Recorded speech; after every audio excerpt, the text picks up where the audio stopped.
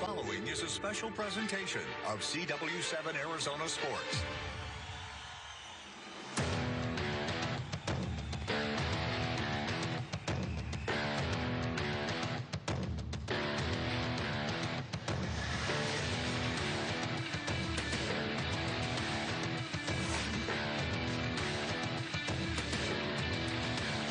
Welcome to the Fiesta Bowl High School Football Showdown pregame show. Presented by Sweet James, Accident Attorneys. We fight for what you deserve.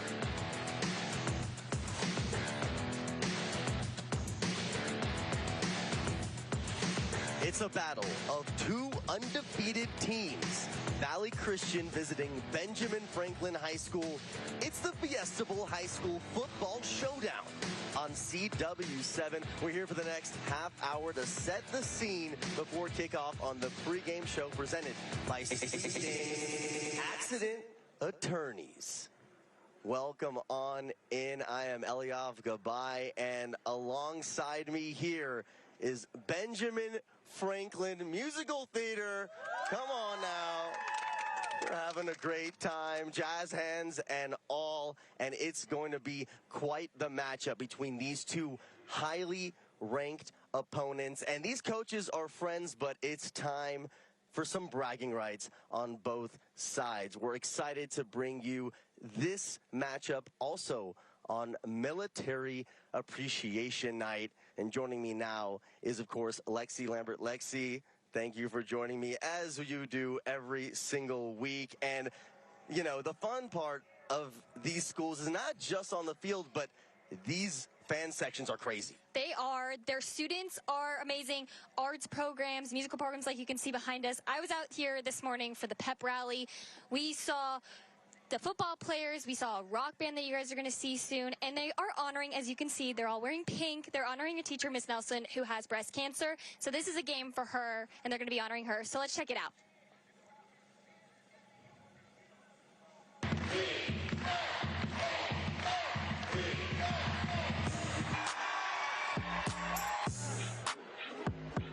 Really good football program this season. We were pretty young coming into the year, but these guys are coming into their own. They're figuring out how to play well together.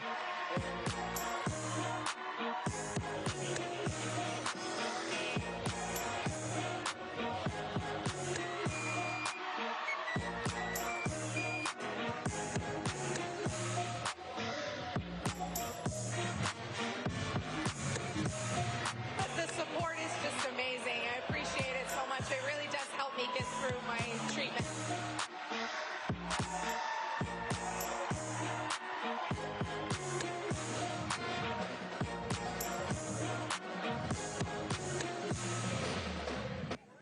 Now joining me is choir teacher and director of the musical Anastasia, coming to BFHS, Haley Otero. Haley, thank you for taking the time with your wonderful students behind us as well. Of course, thank you. They're no joke, right? They just won an award for Best Musical at Gamage Musical Theater Awards. What does it mean to you to win something like that? For the High School Musical Theater Awards of Arizona with Gamage. We won it 2 years ago in 2024, and it is such a meaningful thing. We're so proud of these kids. We have so much talent at this school, and just to awards aren't the end all be all, but it is fun to be recognized for our efforts. And it was a great time winning that award. So super proud of all these kids for that. Now, what we don't always see are the athletes joining in on the musical theater side of things. Why is it so special here at BFHS that they do that? So at this school, we want kids to be able to pursue all of the things that they're interested in, whether that's performing arts or sports, and we don't make them choose between those activities. So it requires a lot of organization and planning ahead, but we try to make it work for them to be able to do a sport and a fine art at the exact same time. So most of our musicals, the leads and actors and ensembles are usually in sports, which is really excited because we want our kids to be well-rounded. And here at the school, we believe in educating the whole child, mind, body, and soul. And so the athletic and fine arts part of that. All right, now we're going to go to some of the students right here. What makes you most proud of your musical theater program here? I think just like the environment we have with each other. We always have such a good time, and it's such a positive thing, and we really love each other, and we have so much fun, and we have so many opportunities to do so many cool things alongside our musical, and I think that makes our school like really great, and it makes everything even better. All right, if you can hand off the mic here, what do you think you've learned most from your wonderful teacher, Haley, here? I think one of the biggest things I've learned is a good work ethic. She keeps us very straightforward and focused in class, and I think that's one of the main things that helps everyone in our musical theater program to also do sports. We're all better at focusing and getting down and just doing things. All right, well, I love it. I love the energy that y'all bring here, that you brought to the beginning of this show. After the break here, we're going to chat with Jordan Ham and Rick Garrettson up in the booth.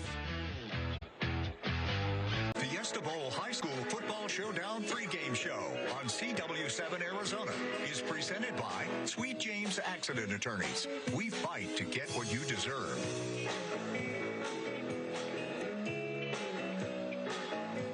Welcome back to our show here at Benjamin Franklin High School. We're going to toss it up to Jordan Ham and Rick Garrettson in the Santan Ford broadcast booth. Yeah, thanks, Eliav. Really excited to be here, Coach. It's going to be a battle of two 3A teams right at the top of the rankings, two undefeated teams, but also two very distinct styles in Valley Christian's run game and Benjamin Franklin's passing game. Well, anytime you have to defend a running quarterback, that makes it very complicated. You better do assignment football on the defense side of the ball, and we talked to Coach Pearson about that. I'm sorry, Coach Norris about that. The running, the passing game of Ben Franklin, Gavin Weiler is one of the best in the state, and he's hard to defend, maneuvers well in the pocket, and he's a problem. And I think what makes both of these offenses so difficult to defend against is it's not just one guy.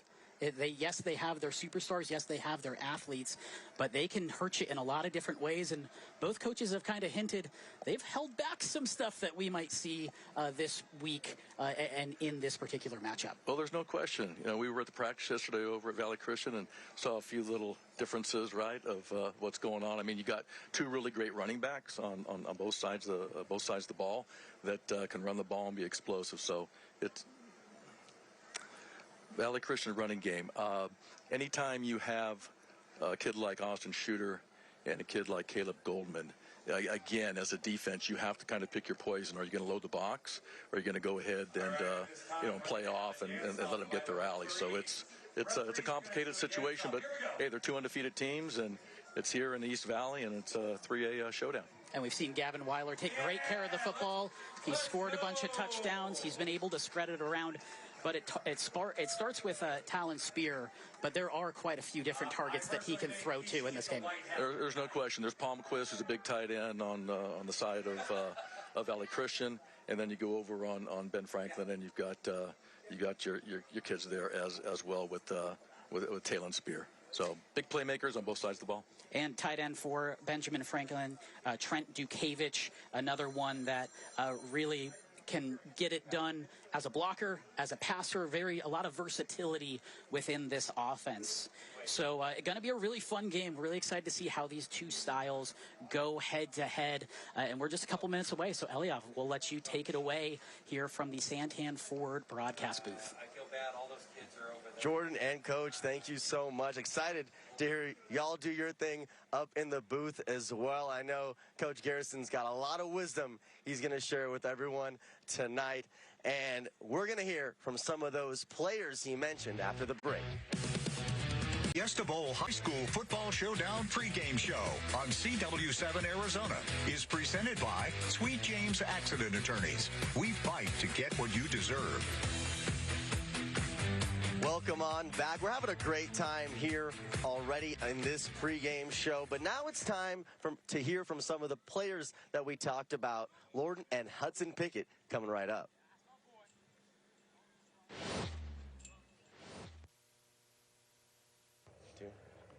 If you're seeing double, it's because you... Wait, if you think you're seeing double. Okay, 3, 2... If you think you're seeing double, it's because you are. I'm here on Valley Christian side with Lorden and Hudson Pickett. Fellas, it's Military Appreciation Night. We hear the Black Hawk coming in and landing. What does it mean to you for the game of the week for you to be on Military Appreciation Night? Oh, it means so much. Here at Valley Christian, we can't express how much we love our country and our veterans. It means so much, and just give us a better opportunity. All right, Hudson. Most definitely, like Lorden said, just at Valley Christian, we play for a bigger purpose, and we'd love nothing more than to appreciate those guys tonight. Now, I know you guys get all the jokes with twins and looking alike and whatnot, but truly, how do you think each of you is unique that you want to put out there right now? Definitely. I mean, I love this dude more than anything, and Lorden tonight, he's just going to do his thing on offense as well as defense, and I'll be right next to him on defense. All right, you talk about your brother now. Man, I can't say this enough. I think Hudson Pickett's the best linebacker in 3A. I mean, he flies around the field with something else, and he's going to do that again tonight. All right, now here's the serious question. Who has the ox between you two? I got to give it to him. He's got the playlist. Okay. Yeah. Okay. Now, who can put down more food? Definitely Hudson. Oh, yeah. Okay. All right. You guys are really nice to each other for a couple of twins. All right. I'll take it. Now, overall, when it comes to what y'all are trying to do in this game tonight and show us about Valley Christian tonight, what is that? Definitely. After last year's subpar season, we're just looking to come out and beat a very well-rounded Benjamin Franklin team and prove a point. All right. Yeah, definitely prove ourselves a little bit more. I believe that every single time, every week, that we're getting doubted. And this is a good chance to show them who we are, who Valley Christian is, who we're meant to be. Perfect. Good job. You just heard from the Valley Christian squad. Now we're going to go to the other side to Benjamin Franklin, one of their senior leaders, Landon Stetka. On the gridiron, Eliav Gabai alongside Ben Franklin High senior running back Landon Stetka. Landon, you're having a great year so far, rushing for over 100 yards a game, about 7 yards a carry. What has led to such an effective season for you? Just summer practices and spring practices, just getting out here in the field and getting our work done. Now, when it comes to the O-line, a lot of people talk about the quarterback's connection to the offensive line, but how about the running back? What kind of relationship have you been able to build with those guys in communication? Well, I mean, our O-line has been some of my best friends for years, since about, like 7th grade, really. And, yeah, I'm just really good friends with them. Have you seen that chemistry result in success on the field? Well, we never really point fingers at each other, and when we make a mistake, we get to the next play and move on. Also on the team, I know, is your brother. Y'all are in the same grade. You play the same position. How much does it mean to you to be alongside him? Yeah, it's really great. We've been playing together since like 3rd grade, so when we both started, and he's going to come back in a couple weeks, and it'll be great playing with him. Now, besides your brother Carson, who I know you love so much, who else would you like to shout out here while you have the chance? The whole line. Gavin's also a great quarterback, and Talent Spear, very good for us, and our whole defense is really, really good. Now, one of the things you definitely want to look coming up after the break, we are going to chat with one of the first responders here on Military Appreciation Night. The Fiesta Bowl High School Football Showdown pregame show on CW7 Arizona is presented by Sweet James Accident Attorneys. We fight to get what you deserve.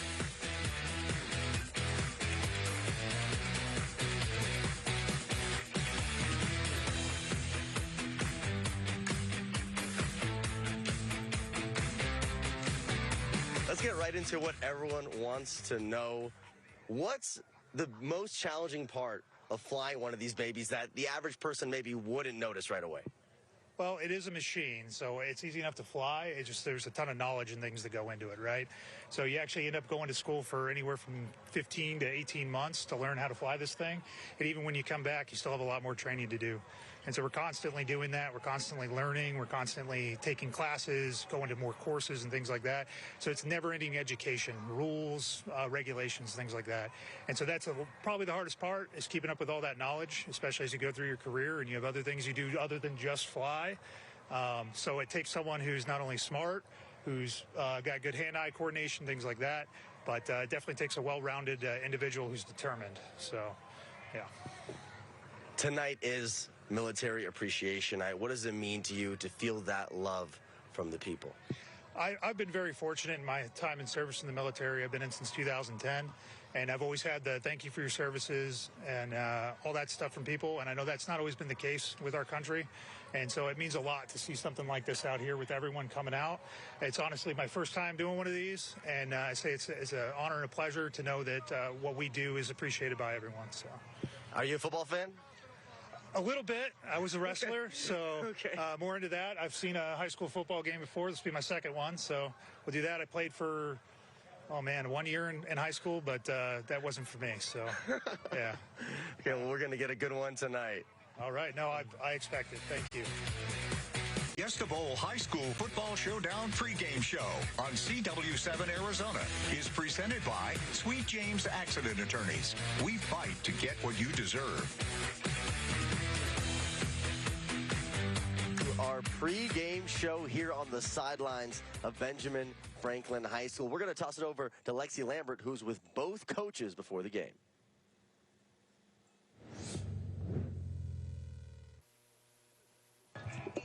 I'm down here on the field with Coach Peterson and Coach Norris. Okay, coaches, we're both going into this game 3-0. What has that motivation been like, knowing you both are 3-0? I mean, it doesn't matter what the records are. You know, you look at the matchup that you're playing against, and so you got to throw out whatever's happened previous and just focus on 1 week at a time. I would agree. I think that what we've done so far this season is in the past, and we're looking forward to this region opponent, and it's really going to be a really good game tonight. And so this game's a little bit different. There's a lot of eyes on it. How have you guys been prepping for this week? I mean, you watch a ton of film. You're up, late nights, not like you're not any other week, but when you're going against an undefeated team that, you kind of had matchups with previous years, you look at it as a rivalry game, and you're spending a ton more hours, whether it's in the film room, whether it's, doing stuff with matchups with your guys on the field, special teams work, whatever you can do to prep for the game. Coach? This is a game that you need to win all 3 levels to be successful in. And with an opponent like this and the personnel matchups that they provide us that are sometimes nightmares across the board, they have some really good football players. So there is a little bit more that goes into this game. And on a shorter week, I think it's even more important that our guys are in the film and we're doing as good of a job as we can as coaches for the breakdowns. But at the end of the day, it's going to be 48 minutes of teenage boys playing a football game, and that's what we're excited about. Perfect. Okay, best of luck, coaches. Like I always say, if you guys can hug it out and take it away. Good luck. Good luck, Coach. You bet, buddy. Love you, man. Have a good game. Love you, sir. Thank you, guys. Let's go up to the Santan Ford broadcast booth, and Coach Rick Garrettson is joined by a familiar face, but it's not Jordan Ham. It's Benjamin Franklin. Well, look, we're at Benjamin Franklin High School. We're talking about keys. We know all the stories about the keys and the fateful night with the kites. So, of course, we got to knock out the or put the wig on. But here are some of our keys to the game, Coach. Well, starting off for Ben Franklin, you have to be able to control Austin Shooter in the run game. If you don't do that, you're going to have a long night. And on offense, they got to protect Gavin Weiler. If they protect him, all things should be good. On the Valley Christian side of things, you got to win time of possession battle, which means that you're going to keep that Benjamin Franklin offense off the field. That is huge. And then cage Gavin Weiler. Don't let him outside because he knows how to navigate and knows how to get the ball downfield.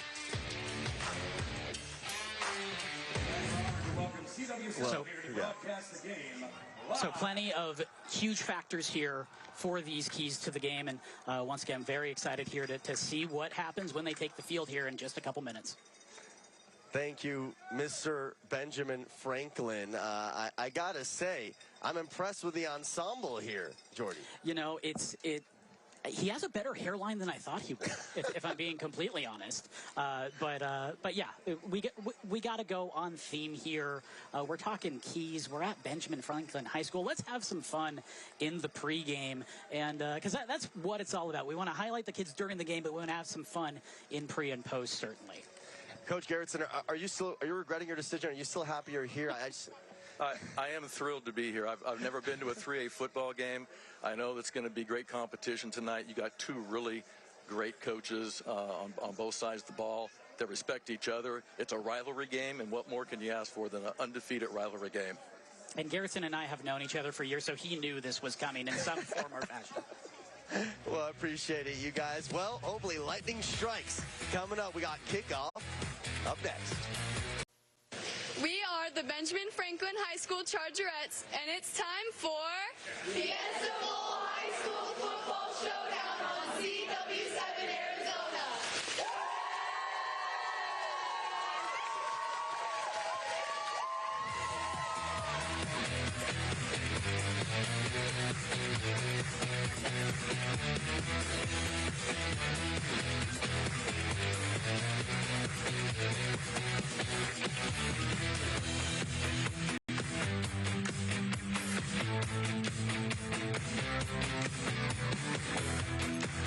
Two undefeated teams at the end of the night. One will fall. Valley Christian visiting Benjamin Franklin High School. It's the Fiesta Bowl High School Football Showdown on CW7 Arizona. Tonight's game is brought to you by the Fiesta Bowl and Fiesta Sports Foundation, supporting Arizona youth, sports, and education. Welcome inside the Santan Ford broadcast booth alongside Rick Garrettson, the coaching legend. I'm Jordan Ham. And Coach, what championship ring do we have rocking tonight? That would be the first, 214 with Bryce Perkins at Cardinal Stadium. It's a lucky thing. So he knows a few things about winning a state ring, and some of these players are hoping that that can be their fortune this year, starting with Caleb Goldman, the running back for Valley Christian. He's certainly a player to watch tonight. Well, he's outstanding. He's got speed. He's got quickness. He stays in line with what he's supposed to be doing. He stays square to the line of scrimmage when he runs, and he's patient, and that's definitely what you want as a prime running back. He has seen the field early and often, gets a lot of carries, and he has been able to shoulder the load. And now let's shift over to Benjamin Franklin, Talon Spear. He gets things done on both sides of the field. Sometimes he's in special teams, but he is a playmaker no matter where he is on this field. It's amazing. He's only played football for 2 years. He's an outfielder, in baseball, and he's averaged 30 yards a catch for 2 years, which is incredible. He's got 7 touchdowns this year. He's definitely the go-to guy in the passing game. And they will move him all around the field to make sure that he gets the ball, and there is so much going on. Let's throw it to Lexi on the field as we're getting ready for this game.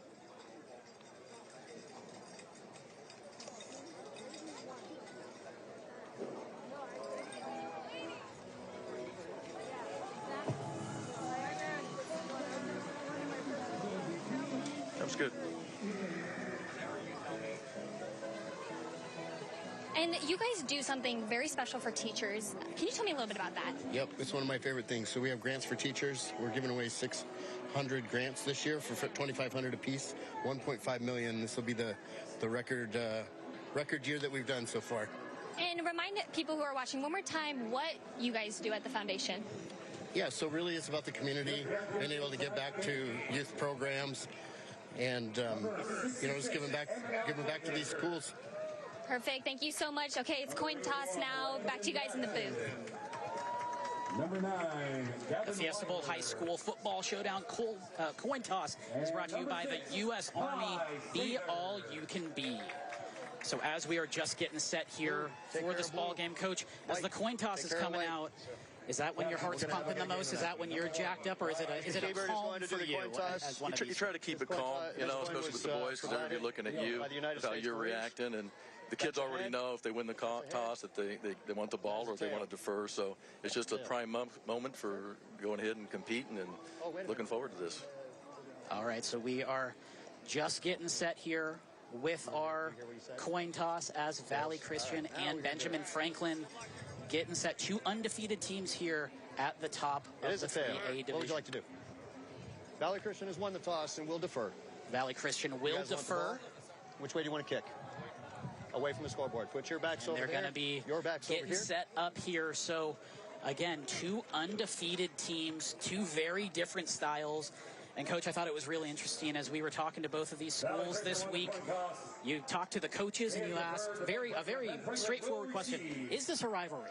And the coaches kind of, it's probably because it's 2 good teams. But if you ask the players, it was a one-word answer, and it was yes. Absolutely. And anytime you're playing a rival, you kind of got to keep it low-key from a coaching perspective, because you don't want too much energy, so to speak, and then all of a sudden everything crashes and burns right when the ball's kicked off. But, yeah, they're all excited to go against each other. They respect each other. They respect their coaches, and they both love their coaching staffs as well. So we're getting some gorgeous aerial coverage here tonight and throughout the evening. That's brought to you by Sports 360 AZ and a couple of coaches that definitely respect each other for sure, as you said, and have a lot of experience, have a lot of success at this 3A division. Well, you can tell both men, they know what they're doing. Watch their practices, watch how they interact with their players, and it's all good. So we are just getting set here. Thursday night football. Temperatures starting to dip. We're halfway through the season, if you can believe it. And this has the feeling of a game with playoff implications. And maybe these are two teams that may meet a little bit later in the year as well, because these are two of the top 3A schools that are in this great state. Talon Spear will be the return man, the Mr. Do-It-All for Benjamin Franklin. And we are getting set here for Valley Christian and their kickoff.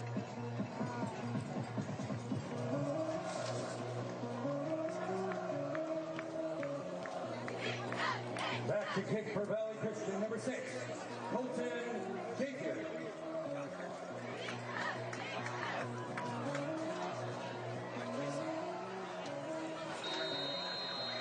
All right, Colton Gauthier with the kickoff. He's going to kick this short. Return there by Benjamin Franklin, and he has a hole. And great return there up into the positive 42.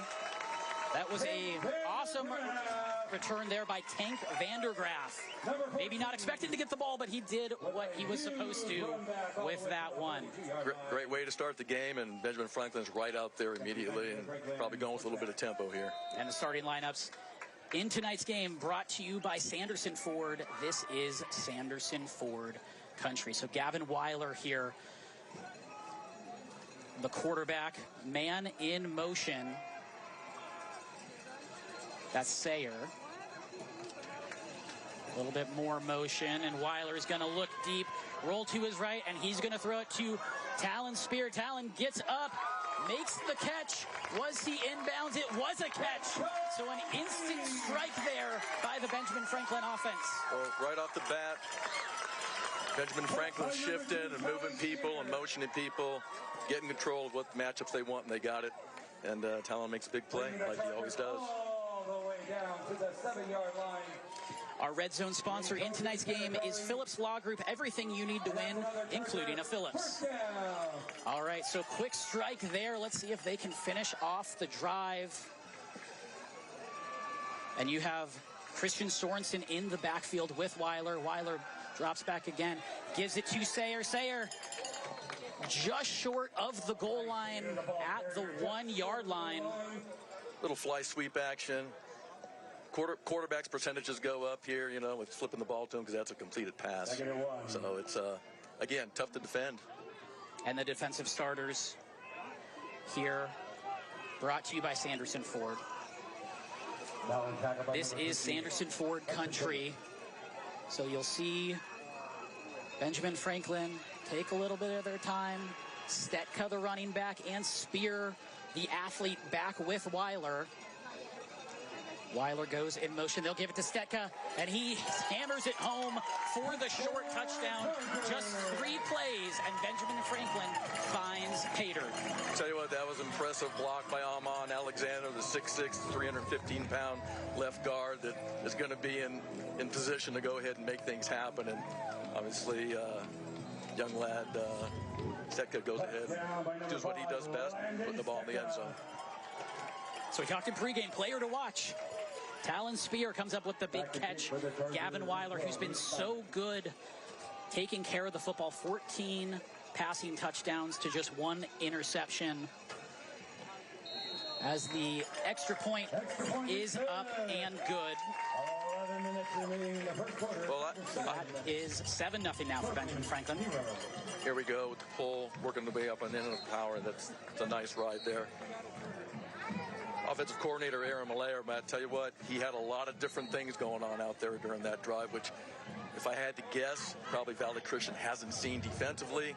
And having a kid like Gavin And a playmaker like Spear is just quick scores, and Spear keeps his average of 30 yards a catch right intact. Imagine that. He might have even bumped it up just a touch there. So as advertised, what we were looking to see from Benjamin Franklin, we have so far with that dynamic passing offense. Now we'll get to see Valley Christian here. And the return men for Christian, Asher Hansel, big-time playmaker, and Caleb Goldman, two big athletes there for Valley Christian on the return. Kicking off, Nate Steinman for Benjamin Franklin. Tell you what, special teams is important. It can win you games and it can lose you games, and that kickoff return starting off with Benjamin Franklin was just right with what you want. Short kick. And that is Christian Schoenhals on the return. Short return there. Number 0. Nice tackle by Benjamin Franklin. And they'll get set up right around the 25-yard line. Well, I can almost guarantee you that Valley Christian is going to do some things on offense that Benjamin Franklin has not seen before. So let's see what happens here. They were certainly working on some wrinkles here as we look at our offense for Valley Christian, brought to you by Sanderson Ford. And one thing you'll notice on these 3A starting lineups, a lot of guys that will play on offense and also play on defense. As Austin Shooter goes back into shotgun, a great athlete. He talked about developing as a passer this year as a second-year starter, and it's Goldman, but he is eaten up instantly. And that is one of the talented linebackers, Ashton Goddard, with a tackle for loss. Ashton Goddard is a playmaker. He can play outside back, or he can play inside back, or he can play strong safety, and he knows how to blitz, and he knows how to shoot gaps, which he did right there, and made that tackle for a loss. And here is this talented Benjamin Franklin defense, a group that, especially along the defensive line, they'll rotate a lot of guys in. And you also see Tillman Grant get right in the middle of things, the leading tackler for Benjamin Franklin. Handoff there as Goldman scampers his way up to about the 27-yard line. Again, you see how patient Caleb was there and letting that thing develop and letting that thing open up for him. And once he saw it, put his foot in the ground and got right through there. Nice positive gain. Ty Sather on the tackle there. One of the leaders of this group. We talked to a couple of players and asked who maybe the unsung hero was of this group, and there were quite a few that mentioned Sather there. There's some rearranging happening here. Asher Hansel out all by his lonesome. A Shooter drops back, connects with his receiver, but Benjamin Franklin right there for the short game. That was Ethan Hodgson on the catch. And nice. Sather on the tackle. Nice pitch and catch to Hodgson. Can come up a little short and come up with a punting situation of 4th down. No gain on the play. So 4th and 6. Brings up 4th down. And this brings in a player that really impressed us during practice, Stefan Weiss. The punter who can boom the ball, a lefty punter also. He's a Division I player. You can just hear it when it comes off his foot. Sather, the return man. As that goes out of bounds just past midfield. So they will have, Benjamin Franklin will have a short field to work with.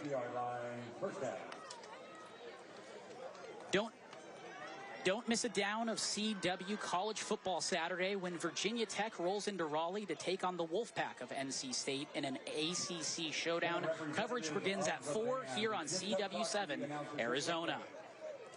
Let's see what Aaron Maglai has for his second script. I'm sure he scripts his plays, all the different things he wants to put and have that Valley Christian defense look at. So let's see how they roll here. So Stetka in the backfield. Weiler. And the ball comes out. And that might be just the life that Valley Christian could use here early on. miscommunication there as the snap goes off. Hits Weiler in the chest, and there's a Valley Christian player right there to recover right at midfield. And that was Caden Palmquist. Caden Palmquist is a two-way player, 6'3", 230-pound, sophomore that is definitely a man-child and is able to handle all that of going both ways. So, turnover. Let's see how Valley Christian reacts to it. So Valley Christian, the Trojans, right at midfield.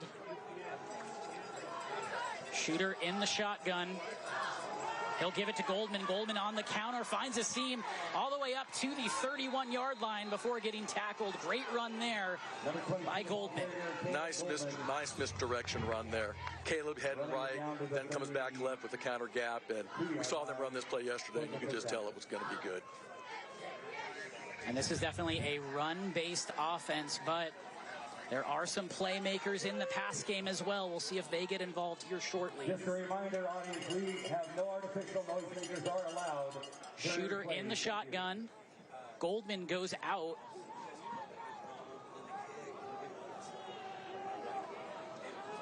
And screenplay there to Goldman as he gets a short gain. And then it is stripped. And was he in bounds? Looks like that's going to stay with Valley Christian. A great strip there by the Benjamin Franklin defender. But fortunately for Valley Christian, they were right by the sideline and the ball popped out, so they keep possession. Great job of swarming to the football with the Benjamin Franklin defense. They do that very well. That's a major coaching point with Coach Norris, and that's how that happened. Everybody's there. That was Aiden Stepnicki-Snower who stripped the ball. As Valley Christian gets second life, Goldman breaks a couple of tackles, trying to get around, but gets snuffed out there by quite a few Chargers there. 11 has the ball, man. That's what you do on defense, and Benjamin Franklin has speed, and their kids are dialed in and making things happen. That was number 87 on the tackle. No 87 on the roster, but heck of a play there by 87. And it is in a third and long situation, 3rd and 21 here for Valley Christian.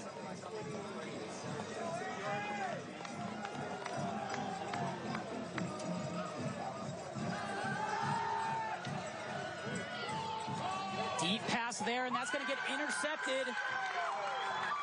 That is Sather coming around on the return. Heck of a play there by Ty Sather. That is his 3rd interception of the season. Well, you put Valley Christian in a 3rd and long situation, which they definitely don't want. Trying to make something happen with the ball downfield, and all of a sudden you got the ball going back the other way on a turnover. Nice job by the Benjamin Franklin defense. So both teams swap turnovers here. And now Benjamin Franklin has possession at the 24-yard line. As Gavin Weiler is getting his guys in order. And we have a timeout. Benjamin Franklin's felt like. All right, so quite a bit going on here early. A touchdown, 2 turnovers, 7-0. Benjamin Franklin leads. Let's keep it right here after this break. Well, you will see plenty of pink here tonight at Benjamin Franklin High School. And that's for a very specific reason. One of their English teachers, Mrs. Nelson, is battling breast cancer, and Lexi Lambert has more. Yes, I'm down here on the field with her. I saw this morning firsthand the impact you've had on this school, and now they're giving it back to you. What does it really mean? It's just amazing to have the support of the place I work, the students, the families. We have an amazing community at our school, so I'm really overwhelmed and thankful for the support. What are you hoping to see tonight? I'm hoping our boys win. I've been watching them play for 6 years. So I've had some of them in 7th grade, and now they're seniors, so it's really fun to see our boys play. So, yeah, I'm rooting for them. Thank you so much, and best of luck. Back to you in the studio. Thanks so much, Lexi and Mrs. Nelson. Just great to see the Benjamin Franklin community come out and support one of their great teachers here in the Southeast Valley. We are back to action now. Benjamin Franklin kicking off their drive. 24-yard line. Weiler goes to his right. He finds Spear, who cuts it back up, but tackled quickly for a short gain. First down, a great down to go ahead and throw play action pass, that naked boot over there. And Gavin wrote it out well, and he's got the flow going and making a nice completion there. And there is Talon Spear making another catch there. And you will see this Benjamin Franklin offense. A lot of seniors in this group along the offensive line. A lot of experience here. And they played a lot of football on both sides of the ball as Weiler is in shotgun. Spear in motion. They'll give it to Stetka. Stetka finds a little bit of a hole all the way up to the Benjamin Franklin 40 for a first down. Nice job by that right side of the Benjamin Franklin offensive line. And Lannon just found his spot. Again, stayed squared and was patient, and nice pop on that play. Second down.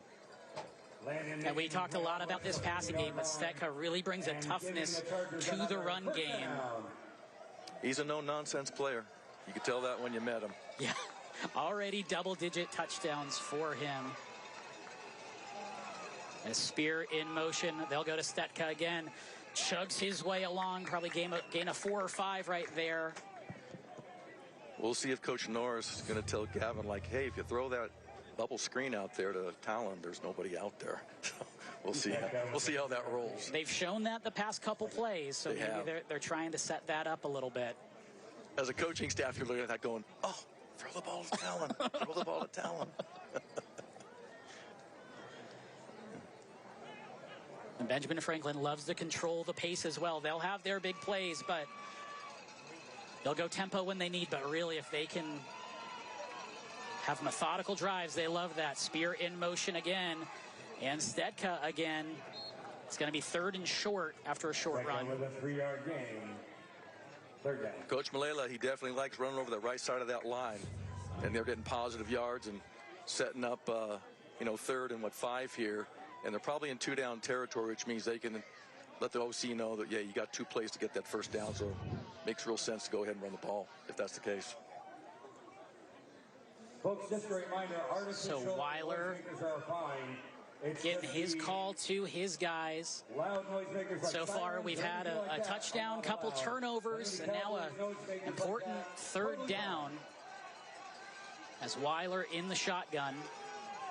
Has some size to his left if he wants to go that way.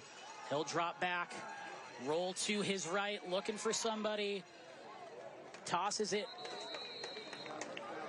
And that was a complete... Gavin Weiler passing to number 18. Incomplete. All right, that was Trent Dukavich on the incomplete.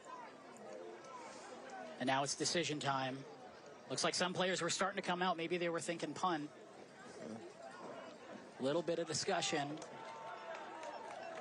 Pass is complete. They did roll it complete. Okay. So just took a little bit of time. To the 46-yard line. I mean, Gavin was kind of in no man's land. He could probably run that too, and got at least, if not the first down, close to it. And then you got a 4th and short. But all things equal, he's going to throw the ball. He's very good at it, and he knows how to stay square, and he's got moxie to him. Yes, he does, and he rarely puts the ball in jeopardy. All right, here's Weiler in the shotgun. He'll drop back. He'll go to Spear. Great defensive play there. And that was Noah Lewis who broke that pass up. Nice drive on the ball there, I know that was nice, because otherwise we all know the talent he's going to go up and make that play. So nice way to start things off for the Trojans on defensively on first down. Noah giving up a little bit of height in that matchup, but you wouldn't have known it the way he was physical and able to. He drove right through him just like he's taught. Just like he's taught. That was a good play. And that's the thing too. These two staffs know how to teach football. You can tell these players are held to a high standard on and off the field. All right, Benjamin Franklin on the positive side of the 50. As Weiler drops back again. He's going back to Spear. Just a little too much on that one. Spear did have a step on the defender. Gavin's going to want that one back. Let's go ahead and lay it up for him, which I know he's done 1,000 times to tail him. So let it go and regroup and on to the next play. Remember, as a quarterback, you got to have short memory. Oh, 100%. It's not just TDs. And you've coached a couple good ones in your time, and I have. Who have had that short memory. They made me really smart. It's all about the people around us. No doubt. And that includes our great crew, everybody helping get this broadcast on. And it's going to be a timeout, Benjamin Franklin. Danny going to go ahead and take some time. And, you know, we always say you can't take your timeouts to the locker room. So, you know, there's times to go ahead and discuss what's going on. All right, so there is a lot of football happening this weekend. Let's go to Eliav Gabai.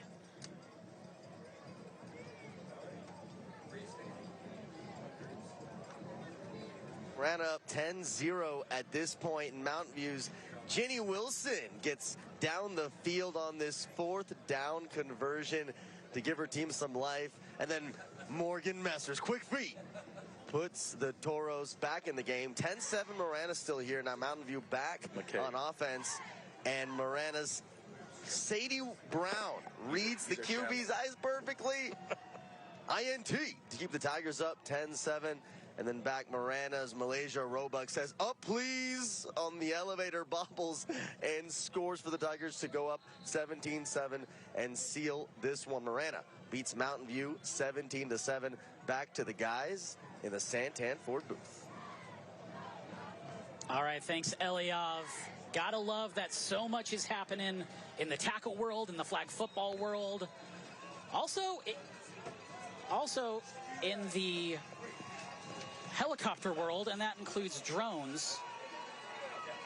Tonight's drone coverage is brought to you by Sports 360 AZ. For the most complete coverage of high school sports in Arizona, visit sports360az.com. As Gavin Weiler fires that one off, and that was to Sather. Great throw and delivery by Gavin Weiler there. He took a shot with somebody coming through in the defensive front, but that was a big-time throw, big-time catch, and first down. And put in a spot where only his receiver could get it. That was an awesome throw. So we have Benjamin Franklin driving into Valley Christian territory.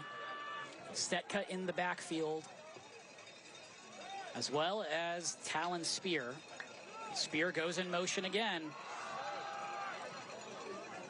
And short run there by Stetka. I'm waiting for them to throw the ball to Talon. They have shown it. They have shown it. They have shown it. I would think it's coming sometime soon, but we'll see. But hey, they're pounding the ball and grinding it up there, getting positive yards on first down. And that's something that Landon Stetka is very good at. His brother is also on the team, currently out with injury.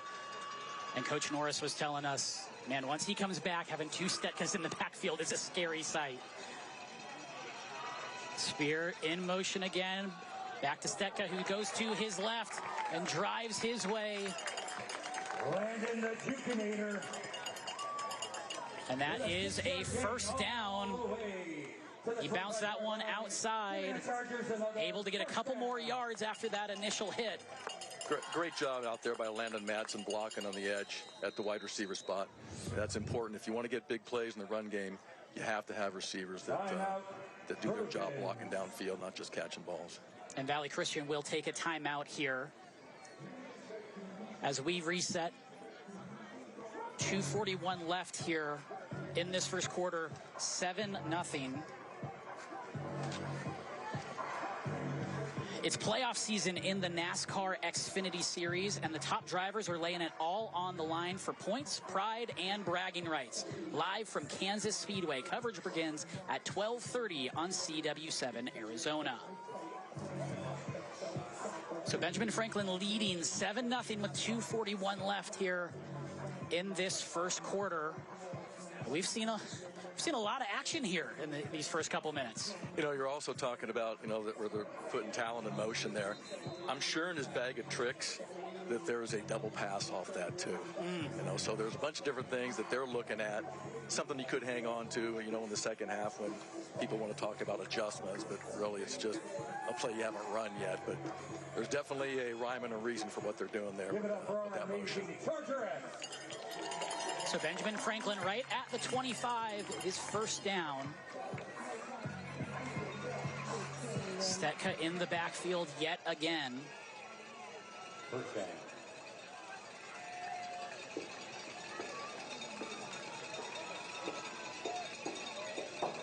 Weiler gets the snap here. Play action. Looking to Spear. Spear not able to come away with that. That was Ryan Richards, the safety, with a nice pass break up there. Nice job. Another nice defensive play on Talon Spear. So guys doing a good job there in the secondary for the Trojans. They have certainly stepped up to the challenge. One interception for Richards coming into this game, 5 tackles. Well, I guarantee you that Coach Norris and his staff, they work red zone every day. So it's going to be interesting to see what goes on here on the 25-yard line on second down. Spear in motion. And Stetka again eaten up quickly by that Valley Christian defense. Again, we're in that no man's land. You know, definitely you're going to go for it on fourth down if you don't have a kicker that can get it there. So that changes how a playmaker can go ahead and make his call. So Porter Cross was the one leading the charge on that tackle on the previous play. Let's see what Coach Mullally has dialed up here on a 3rd and 8. Weiler talking to a couple of his guys, Sather and Spear.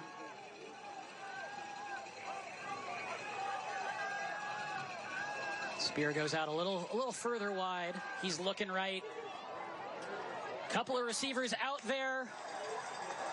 Catch is made by Talon Spear. I had no idea how he came down with that ball. Well, they ran a stab route on the inside with Talon, which is very difficult to defend, especially with a guy with speed that he has. And boy, talk about a dime by Gavin. You can't ask for anything better than that. Talon better go ahead and taking him out to lunch this week. Don't know that you could throw that one any better. And they hook up for their second touchdown of the night to give the Chargers a 13-0 lead. Let's see if Nate Steinman can make it 14-0. Kick is up, and it is good. So 14-0 here. A couple of connections there from Gavin Weiler to Talon Spear. The only thing you can say from Talon, like, hey, you're cutting into my yards per catch. It was only 25 instead of 30, so can we make things a little bit more? Got to get the 30-yard line out there. But those two have a unique sense of how to play together and how to make things happen. And obviously Gavin has his expectancy of what he can do out there with Talon go ahead and tracking down the ball. So Benjamin Franklin going to kick off here with a 2-score lead now. We have Goldman returning, as well as Asher Hansel, two of the best playmakers here on this Valley Christian team. And we've seen so far both kicking units trying to keep it away from their electric athletes of their opponents.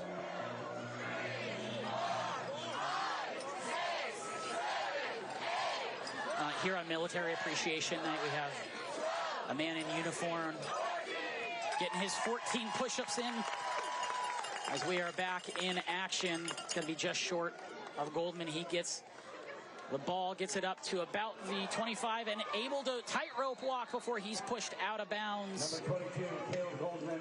He runs square, and when you run square and keep your leverage down with your shoulder pad level, he's hard to tackle, even though he might be 150 pounds. It's amazing there's 1:39 left in the first quarter. Correction. Yeah. 39 yard line. So Looks like he stepped out at the 39, so that's where Valley Christian will start things off. Austin Shooter running this offense as the Trojans quarterback. Has Goldman in the backfield with him.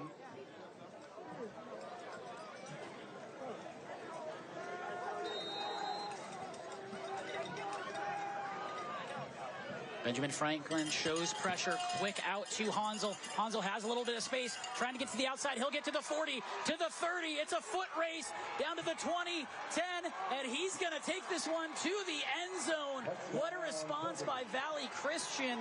Austin Shooter gets it over to Asher Hansel for the touchdown.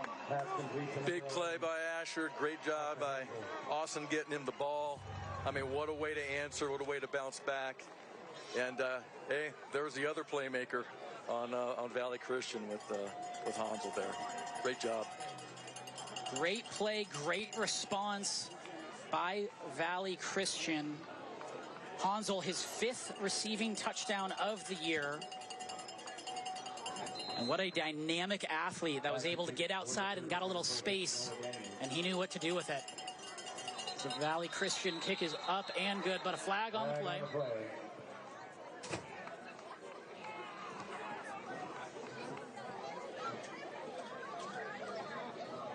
All right, false start on the kicking team. Free try. Tell you what, offensive coordinator Ben Leong, what a way to answer. Simple play, RPO if he's out there and he's got what he likes. Get the ball to 11 and let Hansel go ahead and do his thing. All right, this extra point up and got knocked down. So no good. 14-6 Valley Christian.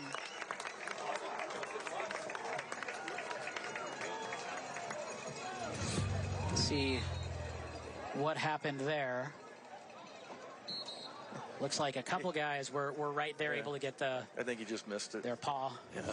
Special teams, boy, I know people put a lot of time into it, and it can win you ball games and it can lose you ball games, but they'll go ahead and dial it back up. I'm sure they got it. A bunch of different 2-point conversions. They'll go ahead and answer back to that and get it back where it's supposed to be. All right, so regardless, heck of a response there by Valley Christian. And again, these are two teams that have not only won every game, but they've been in situations where they've had to make a big play. And it's a win or a loss that comes down to it. So not surprising to see either one of these teams respond in a positive way. And we have Talon Spear and Sather back there on the return for Benjamin Franklin. That's Ty Sather.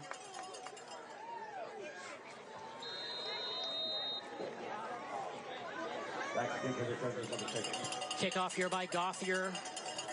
Do a squid kick back to number 14. Is this going to be another great return by him? And he continues to go past midfield. Tank Vandergraaf.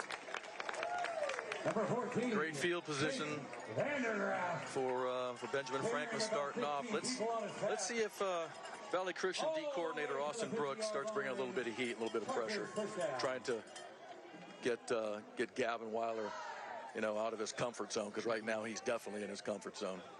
16 touchdowns, 1 interception on the year for Weiler.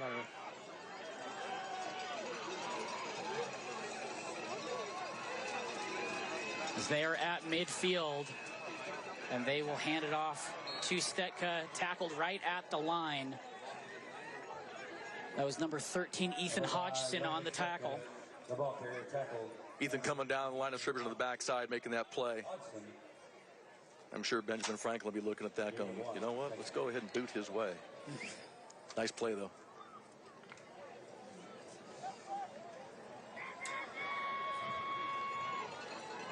So 2nd and 9 here as we're within the final minute of the first quarter. Valley Christian maybe showing a little bit of pressure. Over to Stetka, trying to get out wide, and he'll get to past the 40-yard line for a first down in Valley Christian territory. left side of that offensive line for Benjamin Franklin doing their job. And they know if they just give a crease there that Landon can go ahead and make decisions and get positive yards. So it has been a balanced, steady diet of the run game, and then also some big plays through the air here for Benjamin Franklin. And once again, this offensive line has played a lot of football together.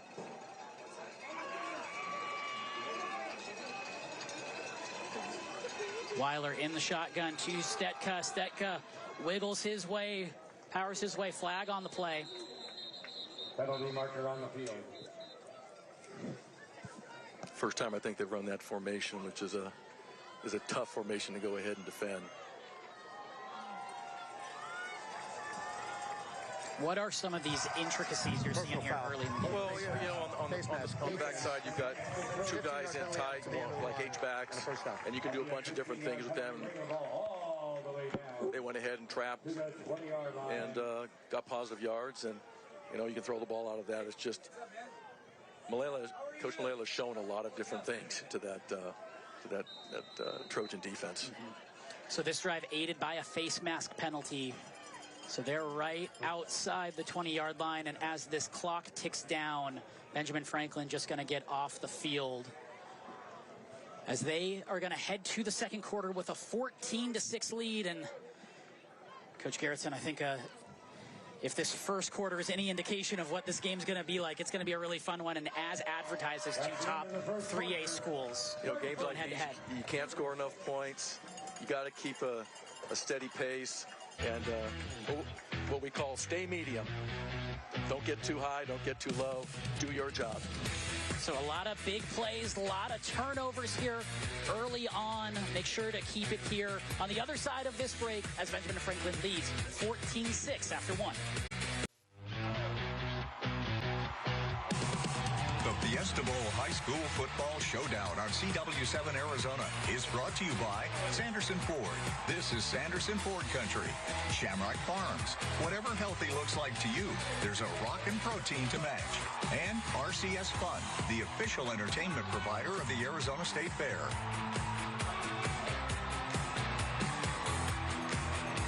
Welcome back to Benjamin Franklin High School. Let's go down to the field with Lexi Lambert. I am down here with Abby, who's the vice president of StuCo here. We saw earlier they were doing push-ups on this board that's right next to us. Can you tell me a little bit about that? Yeah, so us as a StuCo will have someone from our Blue Crew section. We have a whole committee for them. They'll come down and choose a student from the student section to do the amount of push-ups for the amount of points we have on the board. I love that. And you guys are wearing pink. What does that mean to you? So we're wearing pink because one of our, we're doing it to raise awareness for breast cancer, but one of our teachers, Miss Nelson, is currently battling cancer, and we're just here to support her. And you'll see a lot of people wearing these shirts, and it's just to support her as a whole. That's amazing. Back to you guys. It's some football time. Great stuff there, Lexi. And this opening play of the second quarter, Landon Stetka took the ball. He was trying to make the case that he wasn't down when he got taken down, and he might have had a decent case, but they got ruled right outside, or excuse me, right inside the 20. And Valley Christian here gonna take a timeout. So 14-6 here, 11:40 left in the second quarter. 2nd and 9. And we've seen these playmakers here step up in this first quarter. That was the same formation, which is a 3-by-1, but they bring both wings inside, and they're going to go ahead and run their blocking scheme with the kick out by one of the H-backs. And you know, I know Coach Norris, if something's working, keep on doing it. You know, that's pretty much status quo, and he's the type of guy that's going to keep after it with that. Yeah, it has been effective here early on, as Benjamin Franklin showing what they can do offensively in this first quarter. But these are two of the top teams here in 3A, both undefeated teams. And they've both had to face a little bit of adversity here early, whether it's in-game or from injuries, things like that. So they've they've really done a nice job here to get to this point in the season undefeated. Let's see what Coach Norris has dialed up here on the 19-yard line in the red zone. Weiler in shotgun. Play action. He's looking to the outside. Great catch there by Christian Sorensen. Tips it to himself and able to come down with the reception for a short gain. Gavin taking what they give him. That's a good thing. Pass completed. And a great thing there for Sorensen to hang on. 14-yard line. Now 3rd down and 3. Again, obviously 2 downs to get a first down if you want to run the ball. But obviously with Gavin, he's very comfortable throwing the ball and an excellent decision maker. Our red zone sponsor in tonight's game is Phillips Law Group. Everything you need to win, including a Phillips. All right, Benjamin Franklin here. 3rd down, Weiler in the shotgun with Stetka to his right. He'll give it to Stetka and he'll push his way through, but a great defensive play there by Porter Cross. Porter Cross, 3rd leading tackler on the Valley Christian defense, and did a nice job filling there and almost making like a no gain there. 1-yard gain. So 4th down and 2. Offense remains out there for Benjamin Franklin. See if they go to their reliable running back or go outside to one of their athletes. Weiler in the shotgun. He'll play action. Over to Spear, and Spear finds his way to the end zone for their 3rd connection for a touchdown here in this first quarter plus. Great job by the offensive line. Not an RPO, just a play action pass. Going to his dude. Who's not liking throwing to 2? Jalen Spear. Little bit of space in front of number 2 is a great thing to see for Gavin Weiler. I'd be throwing to him. Gavin, give me the ball.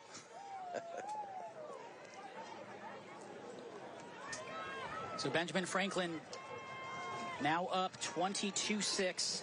Nate Steinman, who's been 2 for 2 on extra points, comes in to try to tack on another one. That is up and good, making it 21-6 here. And Benjamin Franklin showing all the ways that they can move the ball, but it's been, when it comes to getting in the end zone, it's been Talon Spear. Aaron Malela, offensive coordinator at Benjamin Franklin, did a nice job there of mixing things up, run game, pass game, knowing when he got 2 down territory for 3rd and 4th down, and having the confidence in a guy like Gavin Weiler. There's a reason he's one of the best quarterbacks in the state of Arizona. So we are just getting set here. We saw a great response there by Valley Christian in their last drive as Asher Hansel had the big catch and run.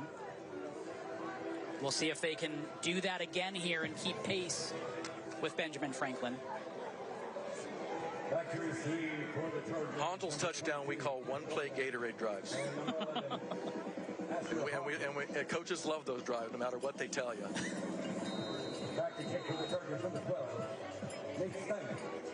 Well, he was showing off what he could do on that play. Just had to get a little bit of space, and he did the rest as Steinman here is kicking off. Another short kick. Goldman struggles a little bit with it, able to get it, and then is on the receiving end of a huge hit there. That was number 0, Preston Gomez, in pursuit. Preston Gomez, man, he's a heat-seeking missile on kickoff, making a big play there. Again, you've got 11 hands to the ball there on that kickoff team of Benjamin Franklin. It's impressive.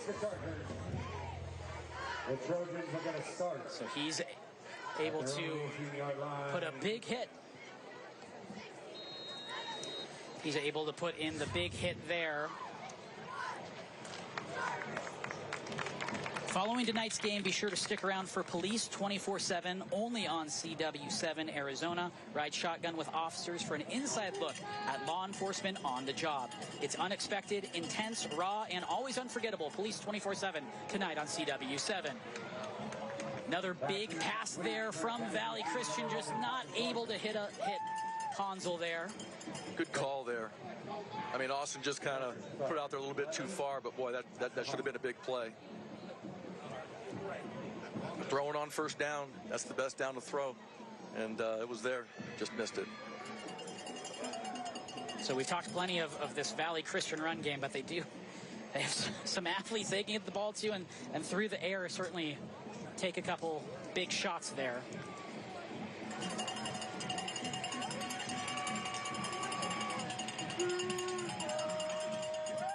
All right, Shooter in shotgun, Hansel in motion. Shooter gets it to Goldman for a short gain.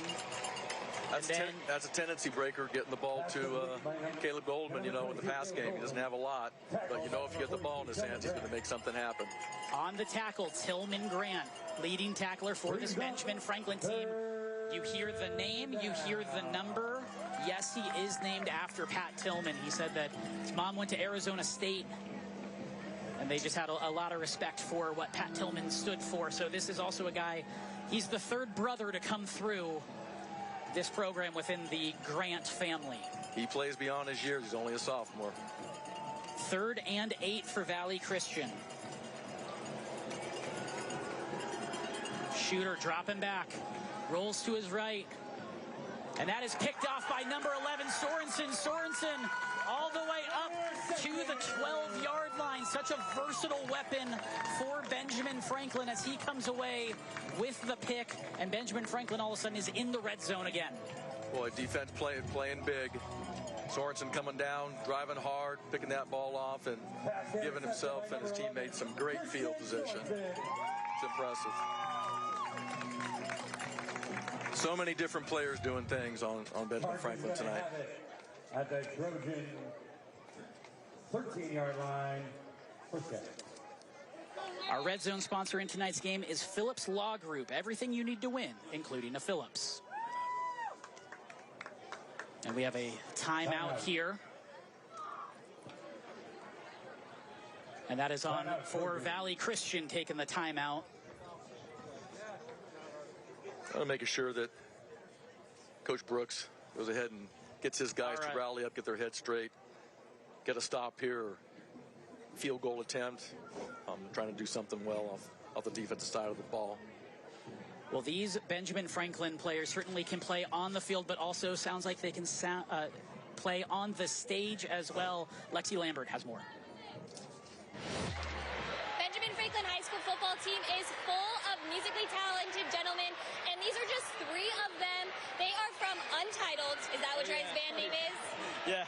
And what is your name? Gavin Weiler, QB. And his name? Jason. And what does he play? Guitar and sings. And then the drums behind us? And we got Davis, he plays drums. Tell me, what made you guys want to start this band? We all played instruments like guitar and stuff, so it's just like we got together and played. It was fun. So. Did you guys play on the football team before the band, or this where you guys met? We've known each other because we played football together, and then we all just found out we played instruments. So tell me a little bit about where you guys perform. Where we perform? Where? We haven't really had like a performance or anything, but we just practice together. Like my house or Davis's house. Okay, perfect. I'm gonna let them take it away if you guys can hear them.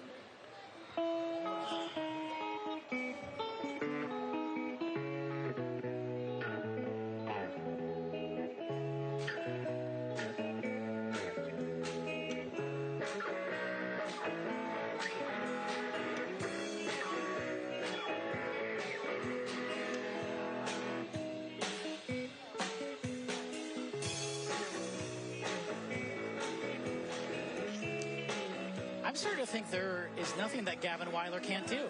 Dude's in the band. He's a talented young man. There's no question. Dude's playing quarterback. Jeez. Got it all. That's a guy who takes advantage of talents. As he is in the shotgun here in the red zone. Valley Christian shows pressure. Might have shown a little bit too much pressure there. Whistle before the snap. Encroachment penalty there. So they're going to move their way up another 5 yards. 5-yard penalty. Coach Norris slowing that front down for Valley Christian, going on a dead count and getting them to jump and picking up 5.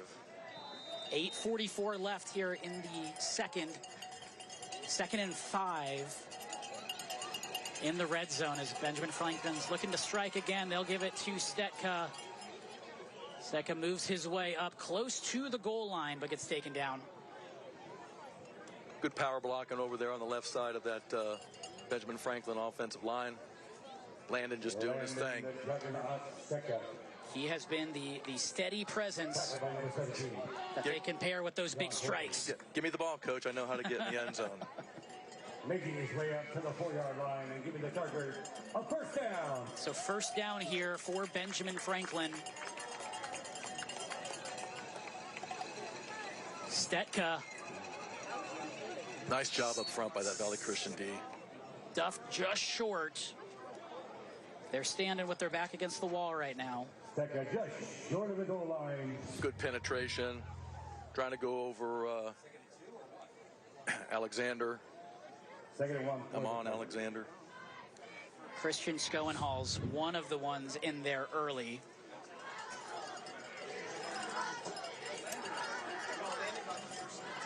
So it is 2nd down and goal from the 1. Let's see if Benjamin Franklin goes to their steady presence to try to punch it in.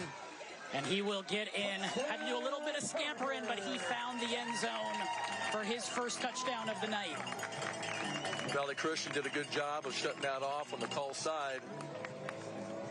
But Landon just has the skill set to go ahead and cut it back, and that's why he gets all the big bucks, right? Yeah.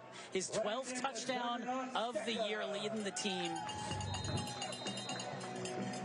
Aside from Mr. Weiler, of course. Back to kick for the Chargers, number 12, Nate Steiner.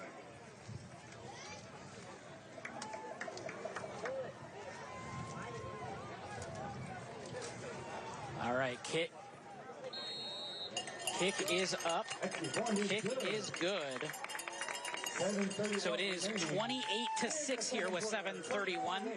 This Sunday, the toughest bull riders on earth face off in the PBR Camping World Series. It's a thrill ride from start to finish, live on CW7 Arizona this Sunday at noon. Well, Coach Norris and the Chargers, they got it going. Special teams, they got it going offensively, they got it going defensively. And they answered back with the big play with Hansel on the big play touchdown pass. But that's why they're undefeated, right? Mm-hmm. That's why they're undefeated. So 28-6 so far. It's been 3 Weiler to Spear touchdowns. And then Mr. Stetka finds the end zone. We have Hansel, we have Goldman on the return here.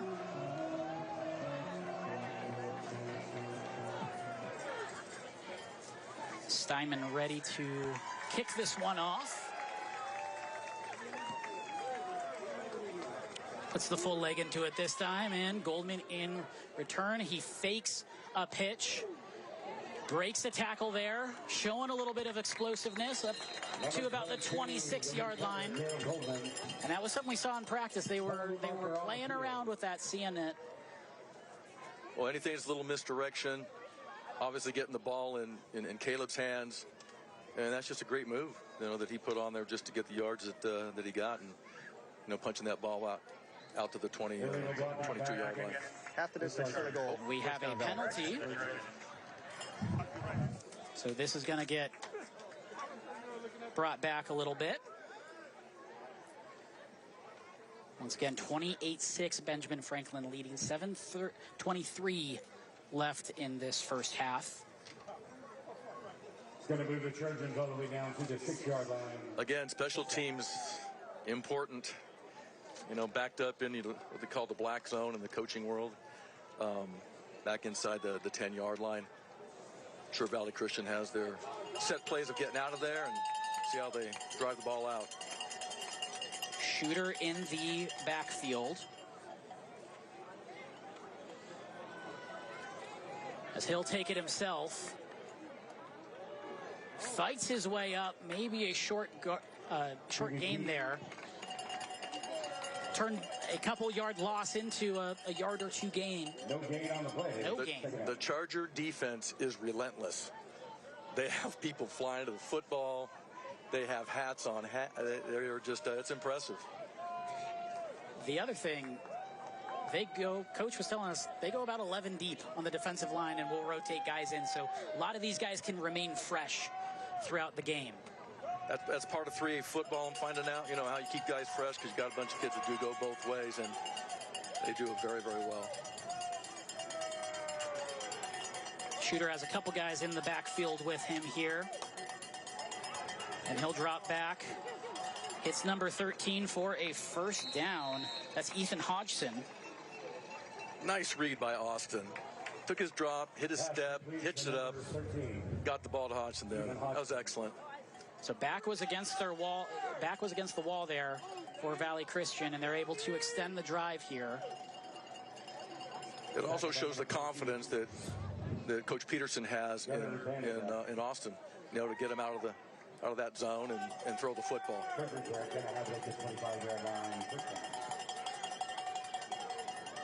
All right, Shooter in the shotgun.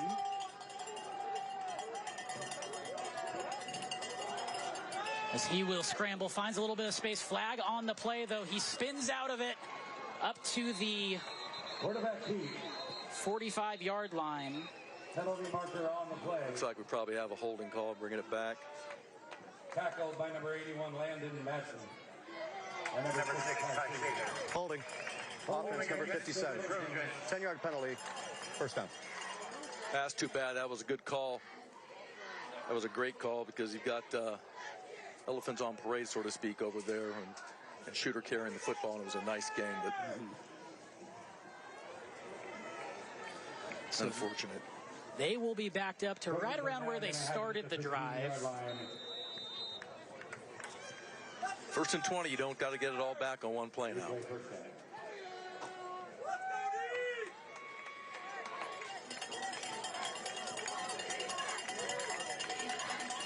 All right, Shooter in the shotgun.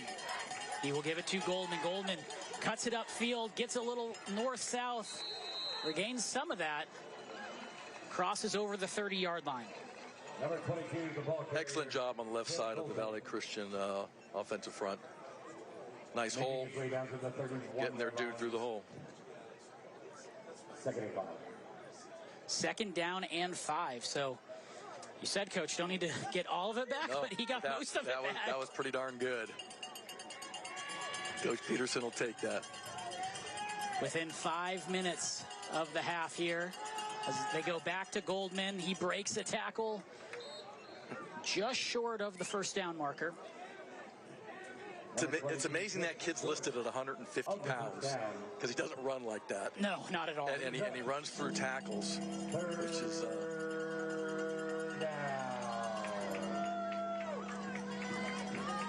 So we have a 3rd and short here. 3rd and probably within a yard.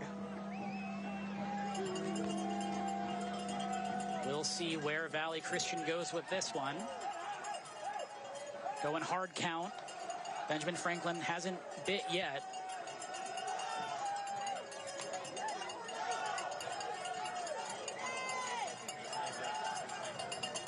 Gets the snap, and Benjamin Franklin is right there in the backfield to swallow up Goldman.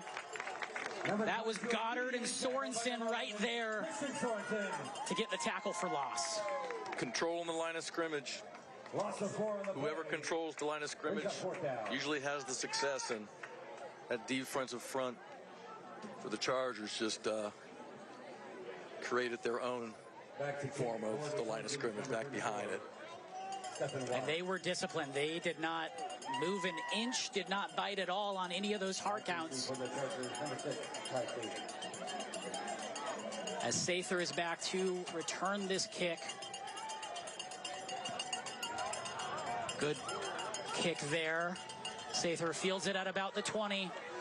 Makes his way up to the 30. Fumbles it. Valley Christian jumps on it.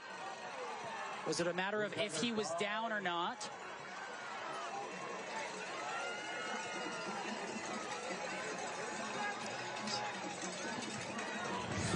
recovered by the Trojans. All right, it was recovered by the Trojans. It was a fumble.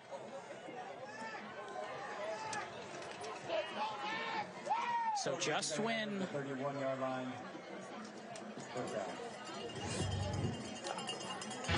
All right, we are going to reset here, take a quick break. Anyone who watches CW7 or Sports 360 AZ knows we take food very seriously here. And my man, assistant AD Mark Beasley at Benjamin Franklin said the hot dogs here are to die for. So everybody, let's take a bite. We're doing rating, real interactive. Rating out of 5. All right. Oh boy, here we go. Pretty delicious. Those are good. Yeah, you know what? I'm gonna go with a strong 4.1. Lexi?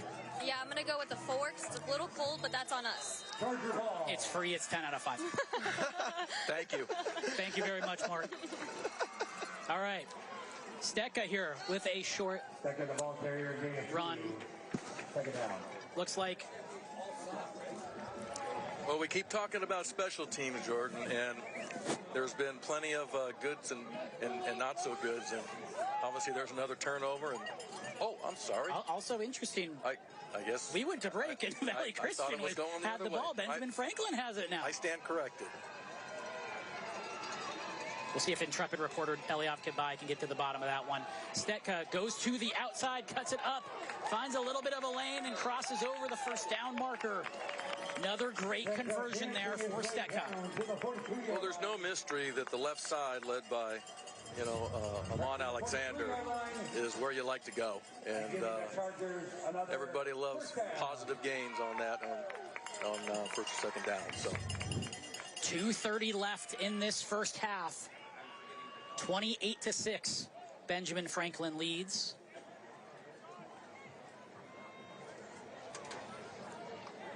See, we got a 2-minute offense here, Jordan. I would think it would involve Talon Spear in some way, shape, or form. As Gavin gives play action fake. Ball slipped out of his hands. He was trying to go to safer, and he just falls on it very smartly. Hey, interesting there. The ball just slipped out of his hands, or I don't know if he came through as a pass, but he was definitely throwing. Heads up play there. He was right there. First one to the ball. Can extend this drive. 2nd and 14. Clock is ticking.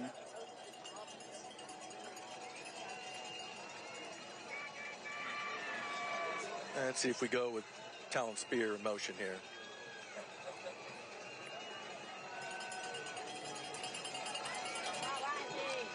As Landon Madsen in motion, they give to Stetka. Stetka goes up the far sideline, first down, but flag on the play in the backfield. Have to think that involves the offensive line there.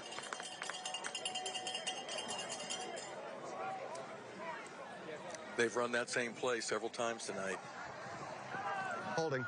Offense, number 74. 10-yard penalty from the spot of the foul. Second down. Like I said, you can't go wrong when you're going over the left side with 6'6", 315-pound Alexander. Just saying, Jordan. Yeah, that is a recipe for success, certainly. Also, Ray Forsack, the left tackle, one of those guys that has played a lot of football here at Benjamin Franklin, as it is 2nd and 24, 1:13 left. Gavin needs to be a good decision maker here. They happen to be throwing the ball. Gavin gives to Stetka, virtually the same play as last time, picks up 5 or 6, and a heck of a throw from the back judge. Flag on the play.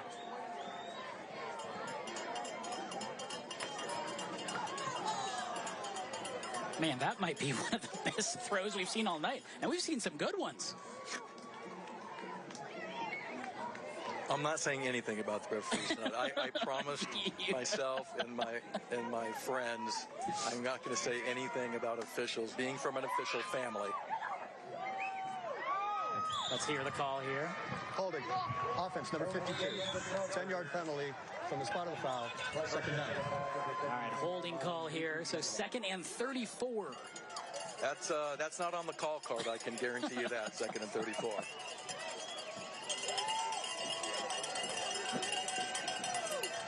Looks like they're going to go ahead and take a knee. Just get out of here.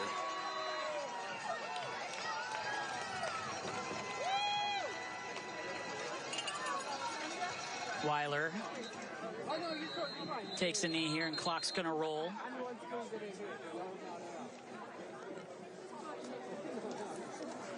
And timeout there on for the Trojans there. Did you miss any part of tonight's game? You'll get a chance to see it all again this Saturday night on CW7 Arizona, which you can see on YouTube TV, Hulu Plus Live, Fubo, Direct Stream, and of course, CW7AZ.com. And if you do look back at this replay, you're going to see a lot of big plays here in the first half.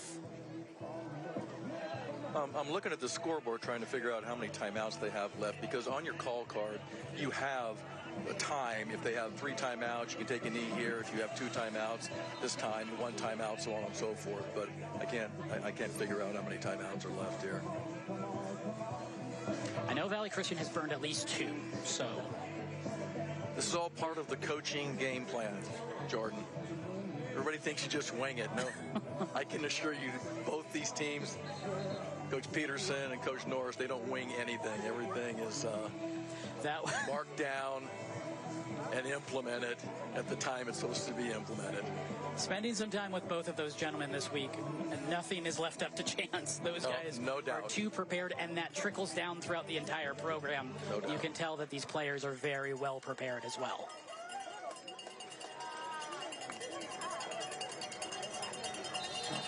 All right. So Weiler is in shotgun. They were in victory formation. Now Sather running onto the field.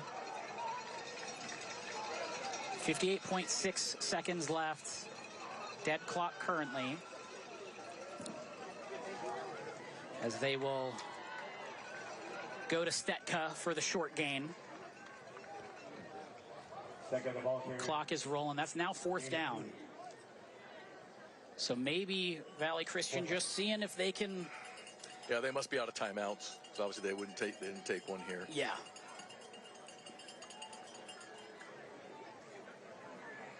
So Benjamin Franklin going to try to milk as much time here before they have to kick it off.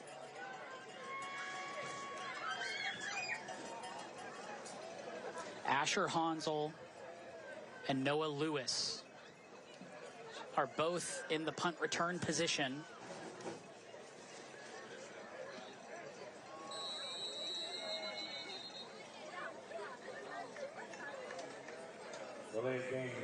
Smart there by Coach Norris. Just go ahead. The penalty is nothing. Get rid of the ball. Let it bounce around, and probably the end of the half. So Benjamin Franklin milked just about all you can here off of the clock here. They're going to punt it off with 8.3 seconds left. Ooh, that almost got blocked, might have even gotten tipped. And that is rolling to the 40. Worked out just like you planned it, Jordan. Tipped ball, took more time off the clock, and it's at zeros. That was close. That was close. Benjamin Franklin was mighty close to killing that ball with a little bit of time left, but overall it's been a great first half here. Benjamin Franklin showing what they can do. 28-6 they lead, but Valley Christian being around this team, learning about them, I would not count them out for a second half push here, trying to get back into this one. But a lot of electric plays here by Talon Spear. You've seen the steady running there by Landon Stetka, and we have the head coach of Benjamin Franklin, Coach Norris, here with Lexi down on the field. I'm here with Coach Norris for a couple questions. Coach, you guys took no time at all to get on the board on that first offensive drive. How did that set the tone for the rest of the half? Well, I think it was a great start for us, and that's something we're known for. Our offensive staff does a really good job of dialing things up early and just kind of seeing what defenses are going to do to match our personnel. And we got a good idea of that pretty early on, and as you said, it set the tone early. And what are you going to be telling your boys in the locker room? Finish. We play 48 minutes of Charger football, and right now we've only played 24. Perfect. Thank you so much, Coach. Back to you guys in the booth. All right, a very straightforward message from Coach Norris. They have the lead 28-6 as we head to the second half, but make sure to keep it here for halftime with Eliav Gabay. The Fiesta Bowl High School Football Showdown Halftime Show on CW7 is brought to you by Talk Now AZ. Start a conversation about drugs and alcohol with your kids. Now, talk. They hear you. Welcome to our halftime show, and really this is one of the favorite things of mine that we do. CW7 gives $500 every game to each school, and what you're looking at here is this morning the presentation to Benjamin Franklin High School. You see the excitement, and now Lexi Lambert is here to make the presentation to Valley Christian with their check. Yeah, like you said, as a part of CW7 Arizona Gives Back, we're giving the away school $500, and here to present it is Brian.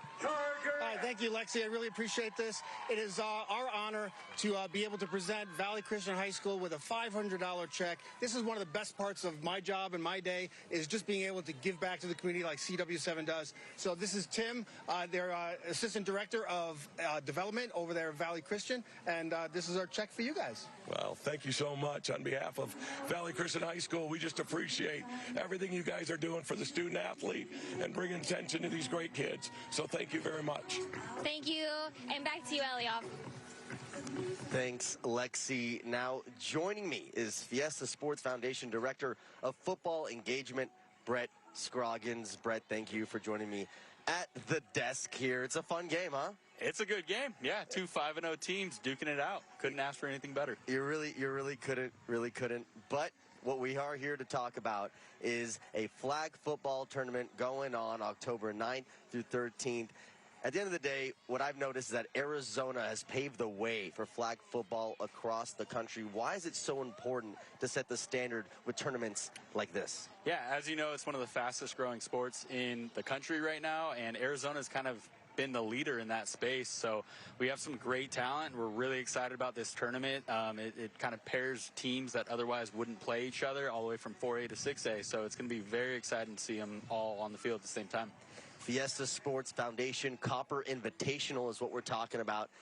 It's going to be at Arizona State. The Dorsey Field. It's going to be pool play tournament, and the top 2 teams from each bracket advance to single elimination playoffs. How impressed are you with the talent across the state when it comes to flag football? It's amazing. I mean, we have girls on the U.S. national team all the way up top to bottom. So it's been fun to see the talent grow each and every year. I believe we're still in year 3 of it becoming a sport. So the fact that we have some top national talent here it speaks volumes to the coaches and the programs out here. Now, as far as football engagement, where do you see the future going now? Yeah, no, the sky's the limit. We kind of stumbled into it on accident, and even feedback from coaches kind of is what happened to create this tournament. So who knows? I mean, again, sky is the limit, and we can see it go all the way to the national level, and hopefully maybe one day in the colleges. Hey, from your mouth to God's ears, and I think everyone is about that. So we are going to take it to break. Thank you so much, Brett, for your time. Yep. And we'll see you on the other side. Fiesta Bowl High School Football Showdown Halftime Show on CW7 is brought to you by Talk Now AZ. Start a conversation about drugs and alcohol with your kids. Now, talk. They hear you. Our first half highlights coming at you right now with the halftime show, and it was a fun first half right here. Starting off with a big throw from Gavin Weiler to, Talon Spear. You're gonna hear that name a lot. Look at that positioning. The eyes, come on. Sets up Landon Stetka for the rushing touchdown. And this time, Gavin not ready for that one, and it's Caden Palmquist all over it. But here we go. Weiler's gonna make up for it. Just puts it in the breadbasket of Talon Spear. Come on, corner of the end zone. Tutty. But the Trojans weren't done. Asher Hansel takes the screen pass and takes advantage of space. Thrusters engaged. No catching him. Hayter. And VC on the board right there. You deserve to celebrate that one for sure. It wasn't long though before, Talon Spear back in the end zone. Another touchdown. And here we go. The Trojans. Nope. Just kidding. We got Christian Sorensen interception. And then, that senior again, Landon Stetka rushes for a touchdown. And then here's Benjamin Franklin's chance to take a big lead. And Christian Schoenhals recovers the fumble. We're going to go to break. Lots more after this break. You better keep it locked because it's been a fun game so far.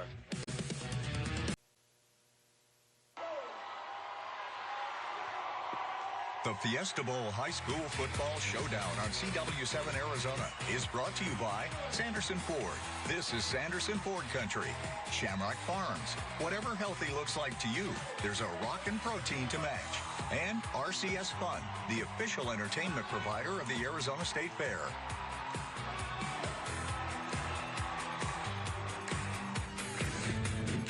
Welcome back to our halftime show. I mean, this game has had it all.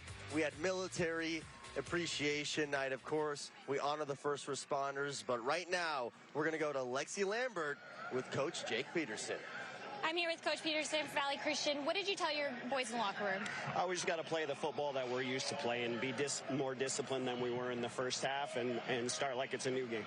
Exactly. Best of luck in this half, Coach. Thank you. Back to you.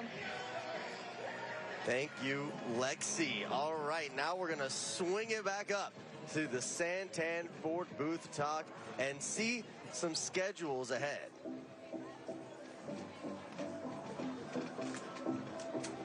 Yeah, Eliav, great first half. We knew that this was going to be an important game on the schedule in the 3A for both of these teams, both Benjamin Franklin and Valley Christian.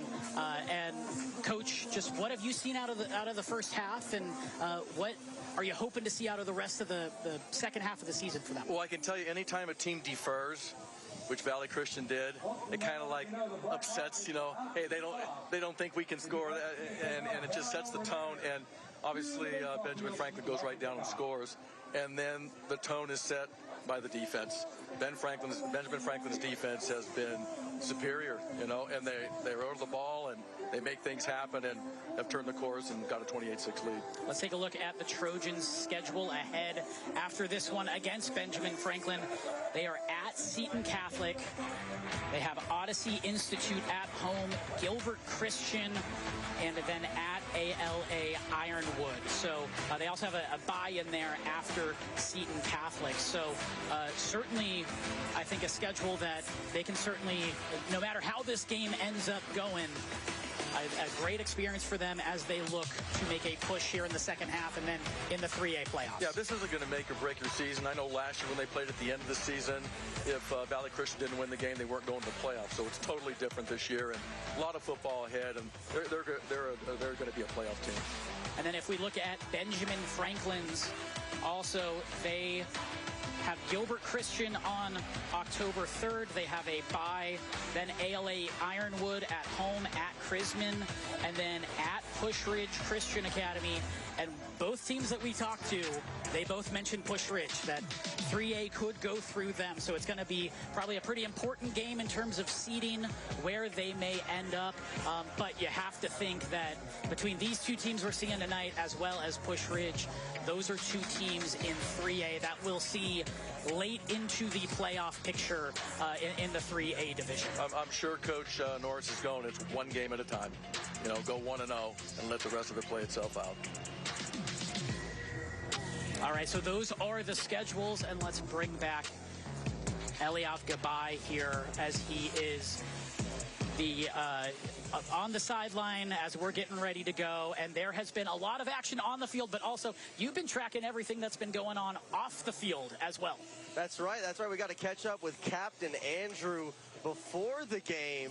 And let me tell you, watching that Blackhawk come down and land over here in the baseball field right in front of everybody. I mean, it was so cool to just see it all happen right before us. And Captain Andrew told me, listen, it's not difficult to learn per se, but it's all the updates afterwards. And in addition to knowing how to fly this thing, all the responsibilities, of course, in addition to that. But Jordy, I got to see you fly one of those one of these days. I got to say, I'd love to see your face. We do not need the selfie stick for that one.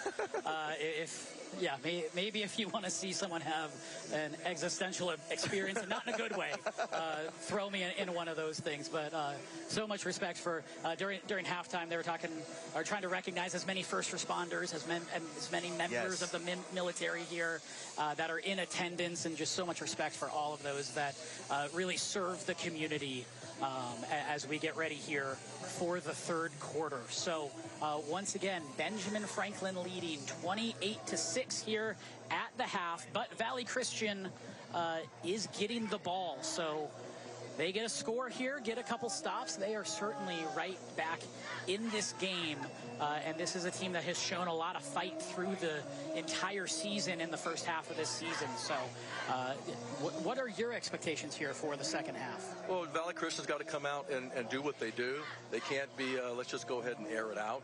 Let's go ahead and do what we do. And I know there were some things in the first half that they got positive yards on, especially that empty set that Shooter got about 20 yards on, and then they got called back for a holding call. So be patient and, one play at a time.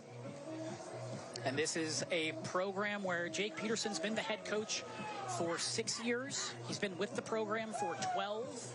So he has seen a lot of really good football from Valley Christian, seen some great players come through this program, and knows what it takes to get back into a game like this.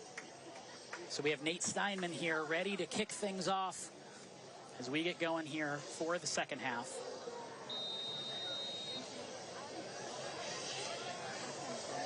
Special teams have been a big part of this game so far. Let's see how things start off for the Trojans.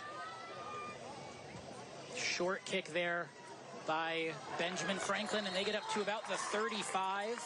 That was Christian Schoenhals on the return there. Number 0, Christian. Good field position to start off their first drive for the second half. Tackled by number 13, Kelly Boone. And this has been a first half that has had just about everything. Long touchdowns, short touchdowns, turnovers. Turnovers that get turned over. Lot of action here in the first half, and I anticipate a lot here in the second half as Austin Shooter, the quarterback, leads this offense back onto the field. Caleb Goldman, his reliable running back, in the backfield with him. Looks like they need to get an 11th man on the field. That was Schoenhals who just returned that kick. And Shooter's going to keep it and has a little bit of space. He bounces it to the outside, up to midfield, and steps out just on the positive side of midfield for Valley Christian. Like we talked about earlier, Jordan, you can cheat with the quarterback. And anytime he's a run threat, it just presents a ton of problems. And I'm sure they're going to get him involved. He wasn't so involved in the first half as a runner. He is a very, very dynamic athlete here. 6 passing touchdowns coming into this game, now has 7, 251 rushing yards. Was a linebacker before he was a quarterback. Told us he doesn't like sliding. He likes delivering the hits a little bit. Linebacker mentality. Hansel in motion. A great throw, pitch and catch there to Caden Palmquist. And this is a guy who plays on both sides of the ball, just a sophomore, but quite a playmaker. I mean, he's a 6'3", 230-pound dude, and he's very visible. He got great hands, as he showed right there, and, get him the ball. Also has a couple rushing touchdowns as well. So you may see him, if they get it within the 5, he has 7 carries for 14 yards and 4 touchdowns. So you know exactly what he's doing there. Valley Christian set up at the 30-yard line. They'll give it to Goldman. Goldman on the counter, finds a little bit of space, sneaks up to the 25 before he gets taken down. That little misdirection that Caleb does very well. Just if those linebackers' eyes are on him, it's a problem because they're going to step that way and then come back, and it opens up nice gaps, which they're going ahead and taking advantage of. So Valley Christian here at the 25-yard line. Shooter gets his call into the rest of the offense.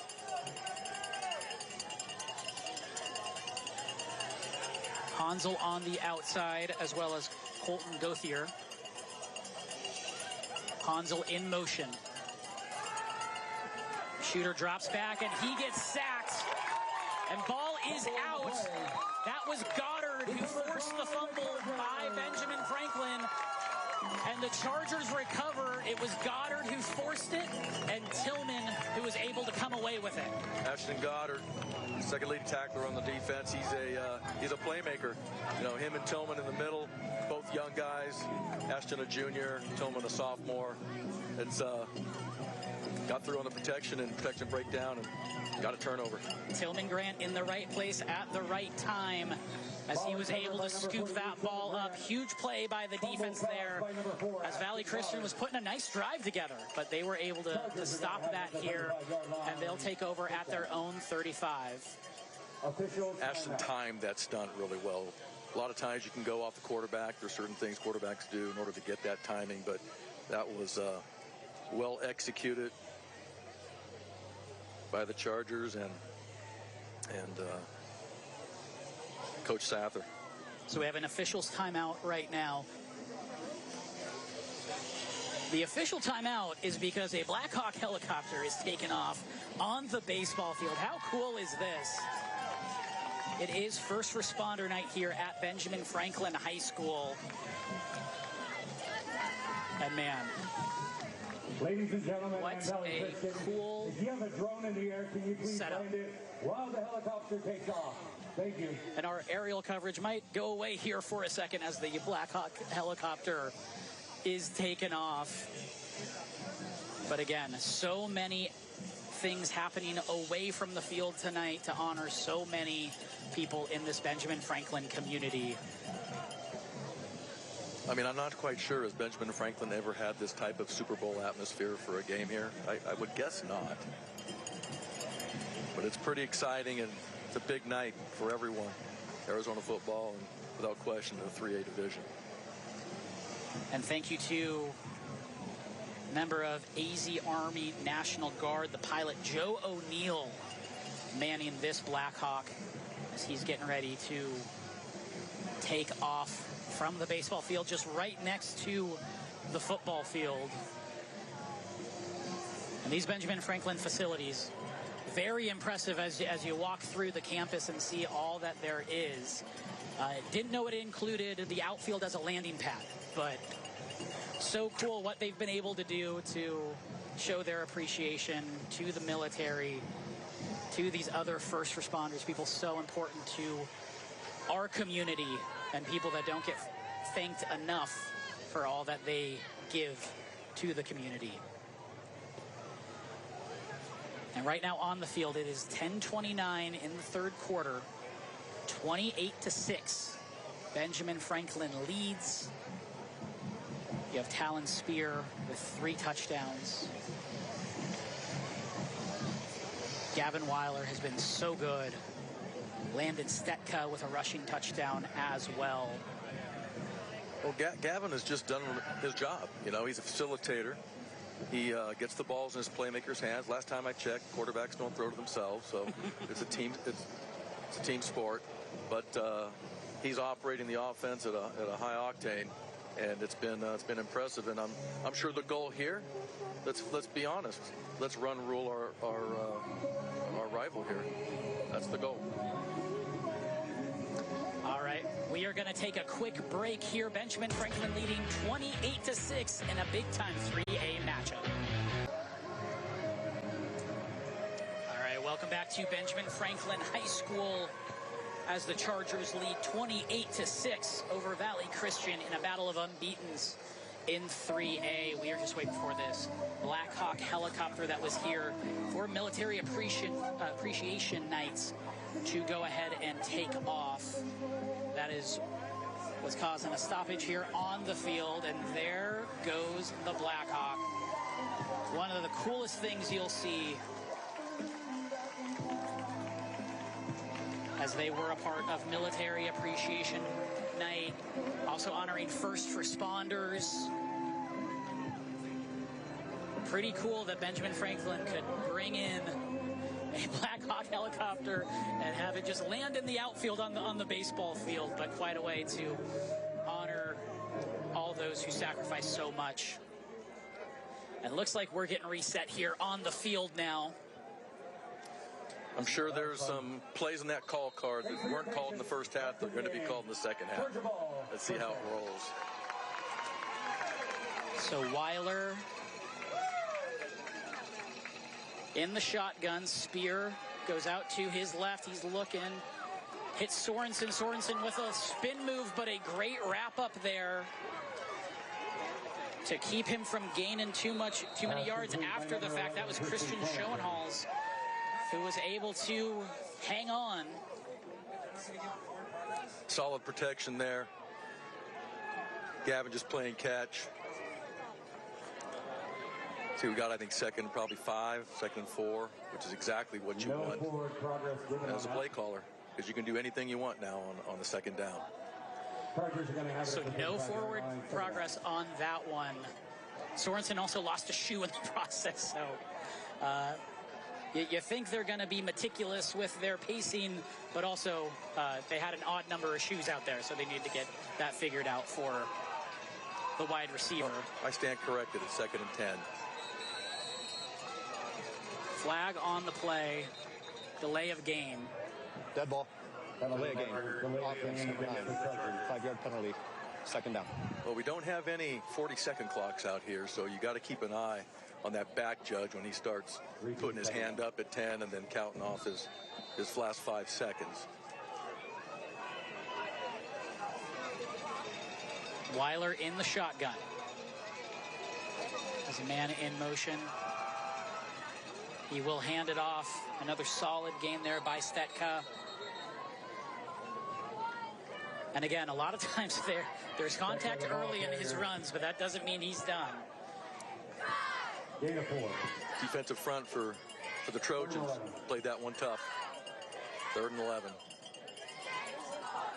Go to that call card and see what you got there, Coach Norris. So 3rd down and 11 for the Chargers. That clock continues to tick.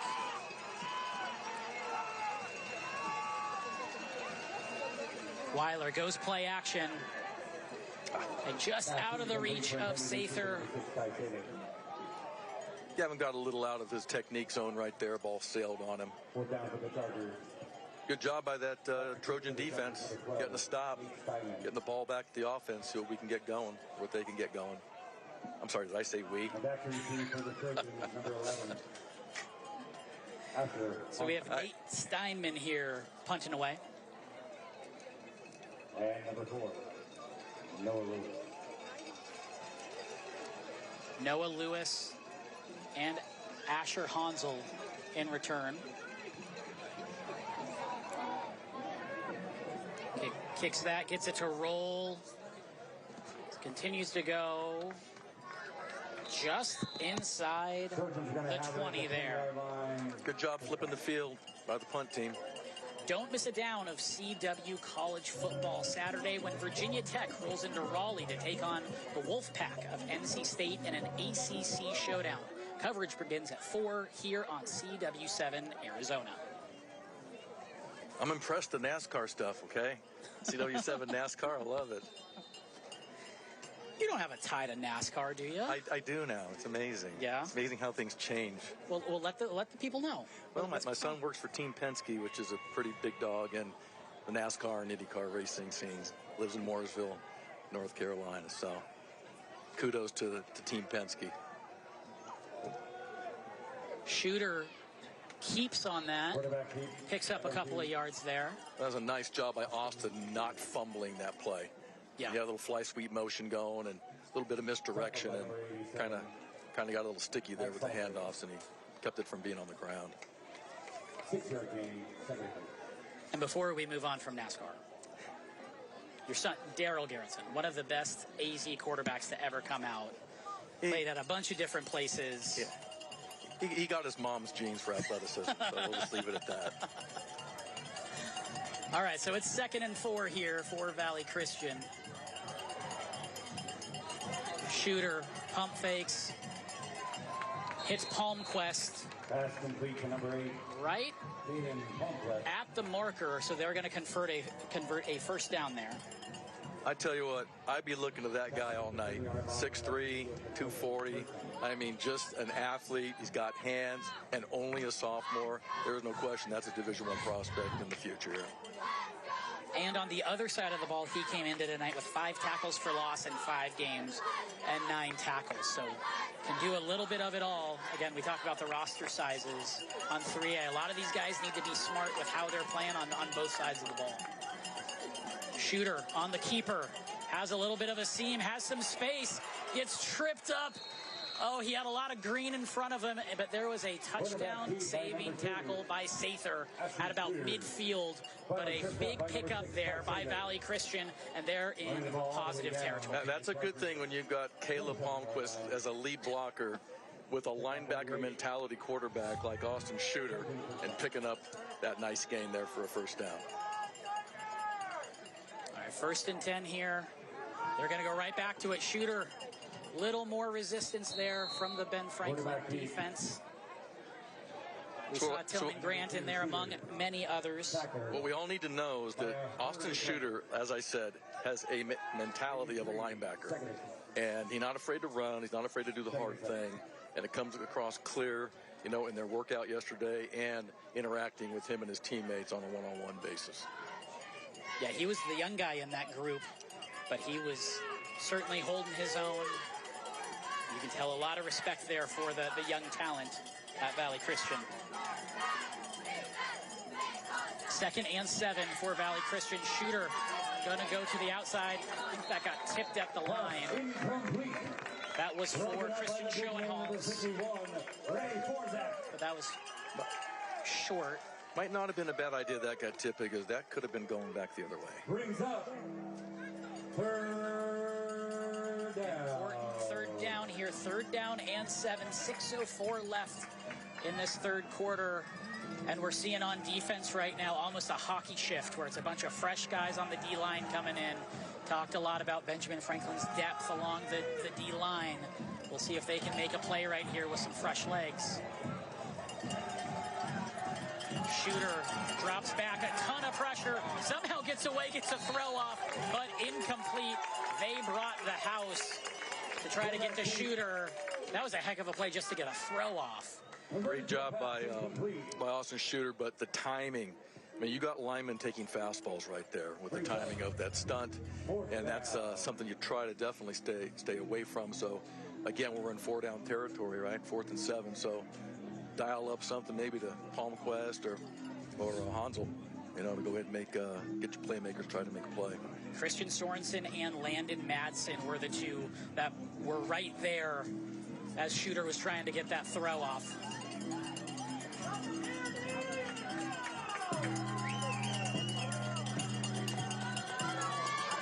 All right, 4th down and 7. Shooter drops back. He's going to air it out to Hansel in double coverage, and that's going to get thrown out of bounds, incomplete. And Benjamin Franklin's going to take over at midfield, and Eliav Gabai has a special guest here on the field. Eliav, what's going on? That's right, Jordan. Thank you. I'm here with Jamie Grant, mother of Tillman Grant, number 42. Tillman Grant, of course, as we said many times, it's a military appreciation night. And Jamie, no coincidence, Tillman, number 42, what was the inspiration behind that name for you? So Tillman was born in 2009, and he has 2 older brothers, and we are a football family. And we love the name Tillman, but also the Pat Tillman story. And he's been playing football since he was 6 years old, number 42, and he has definitely lived up to the Pat Tillman name. How much pride fills your heart when you see him out here performing? He had a fumble recovery today. He did. I love it. Like I said, he's the youngest of 3 brothers, and every time he steps out there, I'm so proud, very proud. And made that much more special on Military Appreciation Night. What kind of weight does that hold for you? It's very, very special. I'm glad that he loves the name, loves the number, and especially on Military Night where he gets to stand out. Thank you so much, Jamie. These are the stories that we live for, people here in high school football. But we'll send it back to the Santan Ford booth. Great stuff there from Eliav. Landon Stetka just rattled off a first down run, and then Talon Spear just got called for a false start there. Dead ball. False start. Offense, number 2. 5-yard penalty.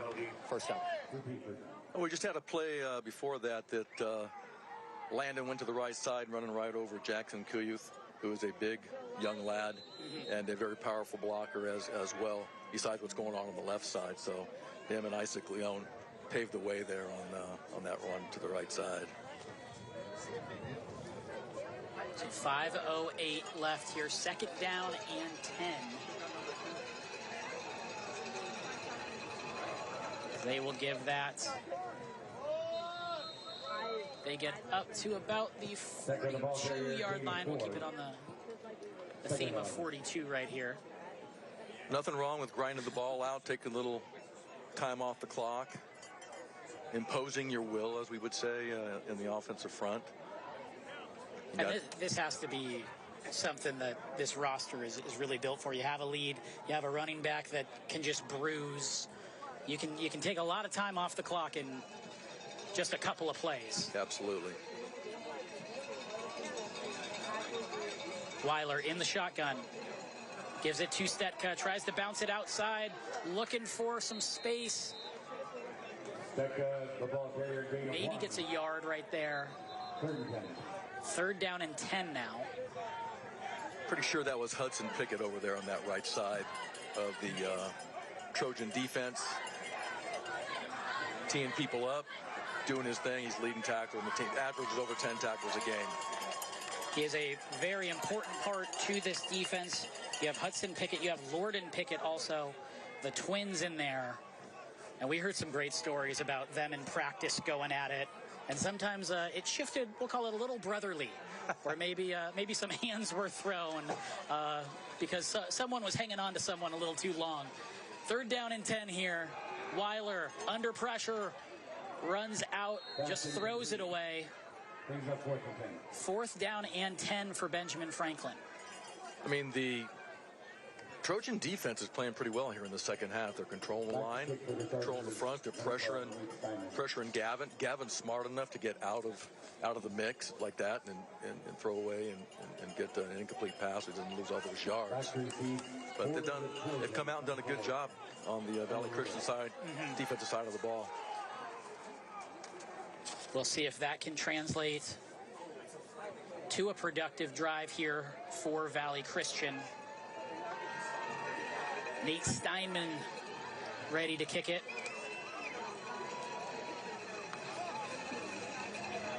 Valley Christian tries to bring some pressure.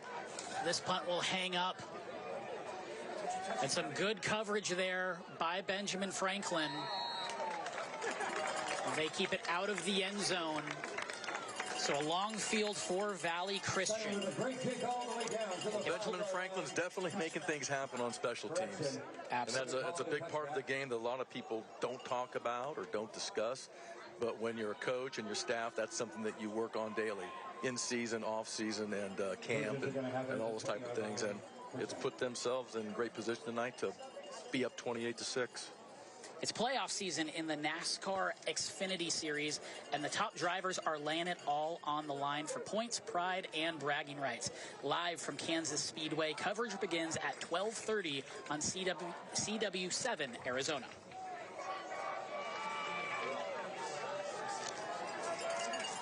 All right, so here are a couple chains on the sideline. Benjamin Franklin offensive linemen give the chains up to some of their coaches as Shooter gets taken down. But before each game, they'll pick a new coach, give the chain to them, and that is kind of a like, hey, you're going to watch my back, I'm going to play for you, type of mutual respect. And Coach Norris mentioned a lot of times the O-linemen don't get to be the flashy guys or illegal block below the waist. Offense, number 58. Half the distance to the goal. First down. As we have a personal foul there, that'll back up Valley Christian. But just a way for the offensive lineman to feel a special connection with a given coach on a special night. It's all about the brotherhood and the bonding. And there you see Danny Norris wearing one of those chains, and it's, again, just making a special connection throughout the week, add some accountability on both sides. Just a cool little tradition that they have here at Benjamin Franklin. It is first down and 20. Valley Christian backed up. There is a short connection, instant hit there by Sather. Sather's having a good game. Good player, plays both sides of the ball.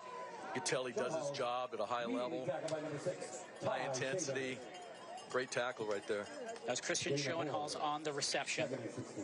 2nd and 16 now, as Valley Christian's looking to put some more points on the scoreboard.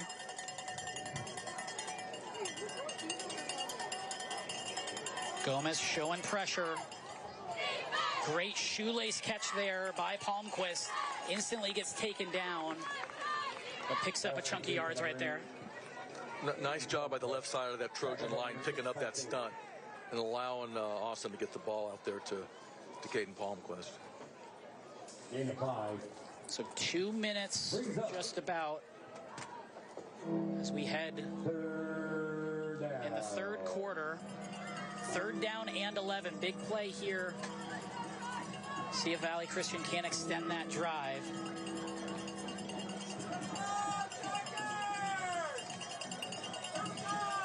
Hansel in motion.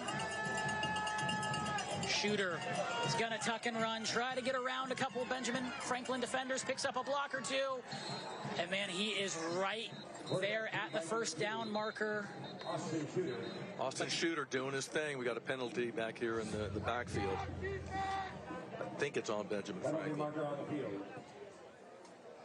Man, what a athletic play there, and he slipped himself over. Defense, number 87. 15-yard penalty added to the end of the play. First down. So Shooter gets the first down, and then they tack on an extra 15. And that is just a perfect example of how dangerous Shooter can be, especially in this run game. Especially when you bring the heat, all of a sudden you get a lane, and he's able to make you pay.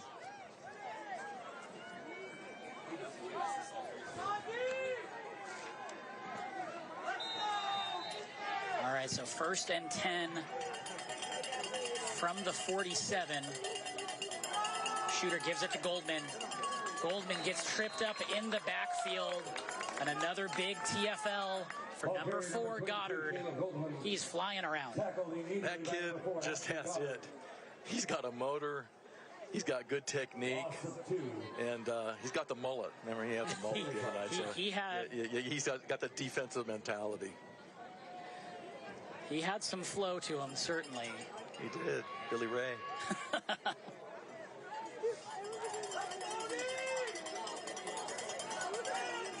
All right, so we're within a minute here on 3rd down, or excuse me, in the 3rd quarter, 2nd and 12. Shooter airs it out to Palmquist. Palmquist up to about the 44 of Benjamin Franklin. So won't get a first down, but will get you close. Solid protection up there.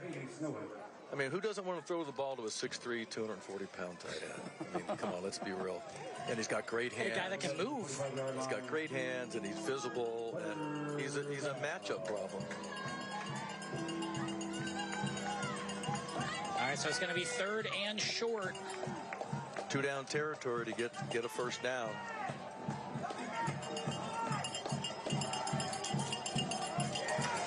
Another handoff to Goldman, and Benjamin Franklin did a great job just attacking in the backfield.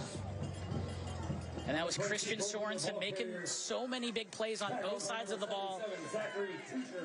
That's a guy that just had a tackle for loss, had a pick earlier. Also in pursuit, Zachary Tusher. 11. Well, he found his seam, found the gap, got through it, and made a play. Well, that was a lot faster than the first quarter of the game. Totally. So right now, 28-6, Benjamin Franklin leading, but a whole lot more here in this final quarter. We have Valley Christian driving. Make sure to keep it right here.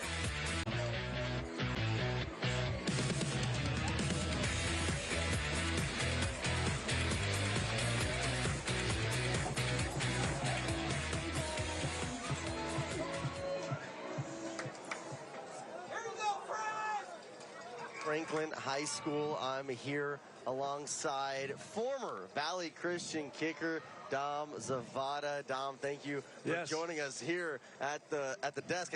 You like this energy over here? Yeah, this is super cool. It's been awesome. Yeah, this is super cool setup y'all got going on. Well, we appreciate it. Now, I see you in the sidelines. You've been getting after it. You've been getting on the guys. Yeah. What's that been like? I mean, it's my first game I've been able to attend to since playing here. So, obviously not here, but playing for the Trojans. So I was super excited when I got the opportunity to come back here, and yeah, just a lot of energy, bringing it for the guys, showing them the love, and yeah, trying to help them cheer to a win. Well, now you're a big-time Michigan kicker. Everyone knows you across the country.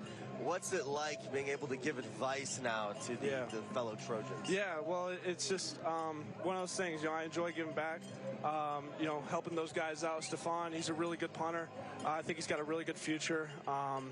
He's gonna make do great things in college and maybe even in the pros. And yeah, it's just super fun to be able to kind of put what I've learned and give it to them and help them. Because that's kind of what I would have wanted if I was in their shoes. So it's super cool that I get the opportunity to do that. Now, as you continue your career, what have you taken from Valley Christian that you still carry with you every day? Yeah, I mean, obviously being a Christian school, there's a lot of core values that I learned playing here and being with Coach Pearson. Just being with the team and learning a lot of things from the guys and just coming into work every day and being a part of a team. That really is kind of what I've put into, and I think that's really all I got. All right, well, we'll let you get back to coaching and enjoying the game. Thank you, Dom. We'll send it back up to the guys, the Santan Ford broadcast. Thanks, Eliav. So, Talon Spear. How's this for a stat line? Just 3 receiving touchdowns and now a pick. He's just what back there. He's back there playing center field, Jordan. Back there playing center field, go to the ball, do what he does, and then when he gets the ball in his hands, he's a problem. He knows what to do with it, and he's got very good speed. Also a literal center fielder on the baseball team. No question. Like multi-sport athlete. So now they are in positive territory. Benjamin Franklin is 28-6. They lead. Weiler drops back, gonna air it out, and incomplete. That was intended for Sorensen, but a pass break up there. Going back and forth with Lane Russell. Gavin got a little bit of pressure from the backside, but he threw a dime there. Oh my gosh. I know Sorensen's like going, are you kidding me? That was just money. And that's the thing we've talked about. He's a point guard. He'll make all the throws he's supposed to make, but he's made a couple tonight where that is a big time throw. He knows when to take his shots, okay, and that's important because not everything's always down the field. Weiler in the shotgun, 2nd and 10 now. He'll give to Stetka.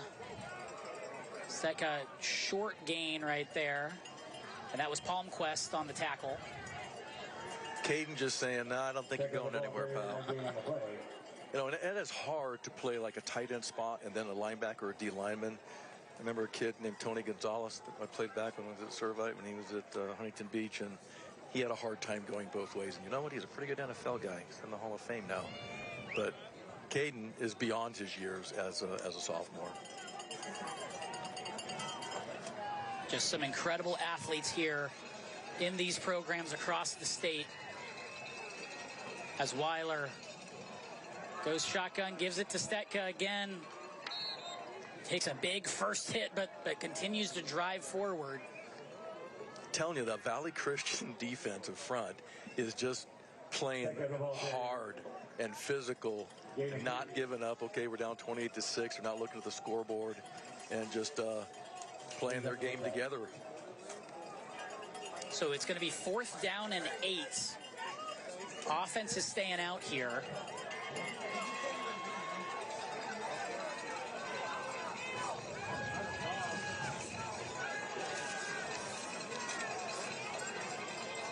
Weiler with a couple hard counts there. Valley Christian not budging. And they might be just given a little extra space for their punter. Oh, that was a timeout, Benjamin. I think they got the timeout before the flag came out. This Sunday, the toughest bull riders on earth face off in the PBR Camping World Series. It's a thrill ride from start to finish, live on CW7 Arizona this Sunday at noon.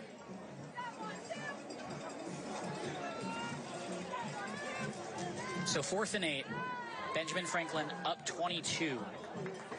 You're in this scenario. Where are you going? What are you taking into account? I'm going on a scheme that's going to my money player. You know, they've been playing a little bit of an umbrella secondary. You know, there's seams in there in regards to coming back on curl routes and things like that. And in his repertoire, this is on his call card. 4th and 8. You've done the work with your staff and your kids, and all you do is go to that call card and say, this is what we're running from the left hash, and that's where we're at right now, and you call it. Ladies and gentlemen, let your guys go out and make plays.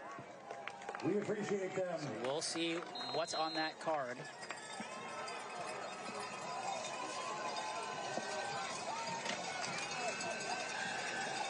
All right, Weiler in the shotgun here. He drops back, is looking left, rolling to his right now. Off balance throw, but connects with Sather. Sather able to get the first down and get out of bounds. What a conversion there by Benjamin Franklin. Now Gavin got pressure there with a 3-man rush. So they're dropping 8.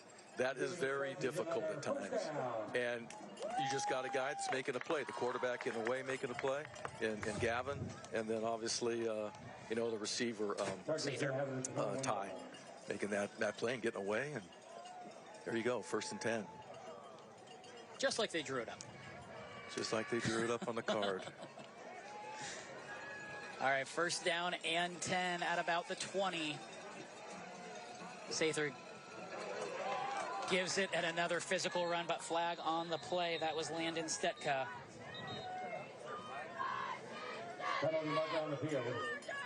Christian Schoenhaus came up hard on that at the safety spot. Had a good tackle. Let's see what the penalty is here. Holding. Offense, number 51. 10-yard penalty from the spot of the foul. First up. So this will back them up a little bit. Our Red Zone sponsor in tonight's game is Phillips Law Group. Everything you need to win, including a Phillips. So Ray Forsak's parents are going, do we have to give his number on the hold call? Can we just move on and just say holding? This is high school football, not in the NFL. Very professional here, though, with the officials.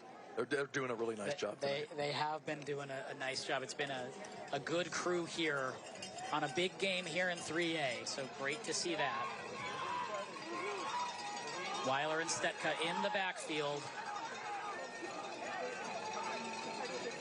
Weiler drops back, gonna air it out to Spear, who brings it in. Oh, he got hauled out of bounds. One referee called touchdown, the other one called it out of bounds, the sideline. So we had two different calls on that, but the ref that was right there called Spear out of bounds. Let's take a look. I'm sorry, that's a touchdown. Just saying. Crew's still done a good job tonight. They have. But yes, that was a touchdown. And I just compliment. I mean, you know what? They give their time. There's a shortage of officials in AIA. They let a lot of Thursday games now. But yeah, that was 6. So let's see where Benjamin Franklin goes from there. 9:23 left here in the fourth quarter. 2nd and 18. Weiler back again. Quick shot to Sather, who slips for a short gain. Now, I guarantee a tie on that. Was thinking I'm putting the move on, and I got 6. Yeah. Noah Lewis was right there in pursuit, and Sather was trying to get away from him, but slipped in the process. We'll blame it on field turf. The grass fields like at Valley Christian now are long gone. But this is a good field, turf field. It's This very is nice. A great facility here. And like we were saying, not just the football facilities, but for both campuses that we were on this week. Absolutely. It was great to see both of them. So 3rd down and 12. We're at 8:38 left in this one.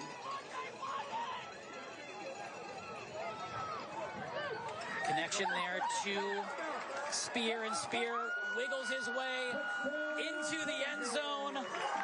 The 4th time Gavin Weiler and Talon Spear have hooked up for a touchdown. The protection up front was lights out. The execution by Gavin. And then, getting the ball in this guy's hands, and he's hard to tackle. He's all, 6'2", 6'3", 180, 185 pounds. And he's, as I would say, an athlete. Very long player, and it seems like even when guys bring him down, they can't deliver a straight hit on him. He's very good at kind of rolling away from those. Nate Steinman in for the extra points. Good hold. Extra point is good, 35-6. Benjamin Franklin leading.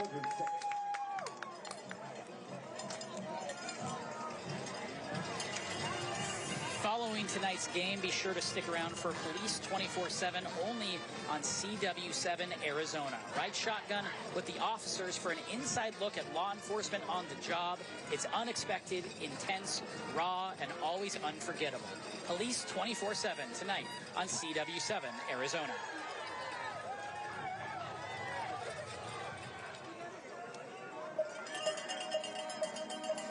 All right, so Benjamin Franklin.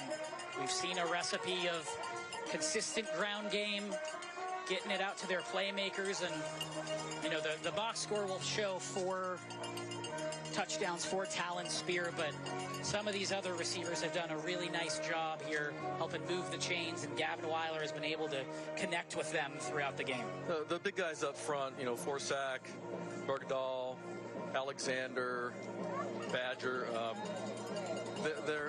they've been controlling the game. And you can have the greatest skilled guys in the world, but if you don't have the people up front doing their job, it's not going to matter. And they've taken control. And, Valley Christian basically has a very good defensive front. They're doing a great job. So return here brings it up to about midfield. That was Lane Russell on the return. The thing's impressive here is you can tell both these teams are just going at it. Valley Christian isn't looking at the score. Their kids are going out there and battling and doing everything they can, to move the football and get positive yardage. And it's impressive. It's my first 3A football game, and I couldn't ask for anything better. It has been an impressive showing on both sides. It just shows the great coaches there are at every single level, and the great athletes as well. Shooter dropping back. He's looking for Hansel, not able to connect. A little pressure there. Just, lay that ball up and let Asher go, high point, go 50-50 ball. Chances are he's probably going to come down with it. So 8:11 here left, 35-6. Benjamin Franklin leading. Second and 10. The shooter gets the ball, goes to his left. Good pursuit there by Benjamin Franklin. That was Hansel on the completion. Just so impressed with how the Chargers run to the football on defense. And again, that's something that's coached every day. If they don't do it, you're going to have some type of penalty for. I mean, it's just, and having guys go both ways even makes it more impressive. Definitely a commitment to play at the way that they are playing. So we're at 7.5 minutes. Shooter looking back, lets it rip in terms for Hansel, but not able to connect. Going to be 4th down and 8.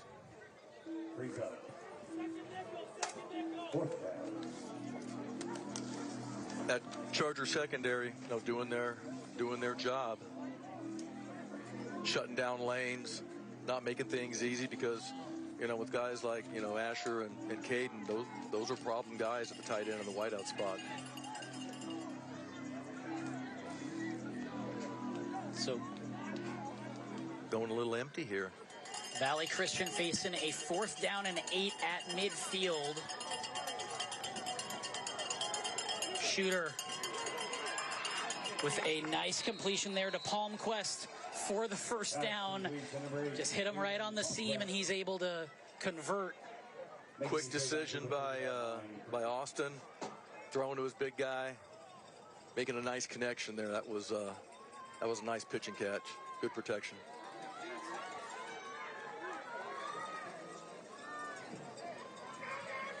So we are at 7 minutes remaining in this game.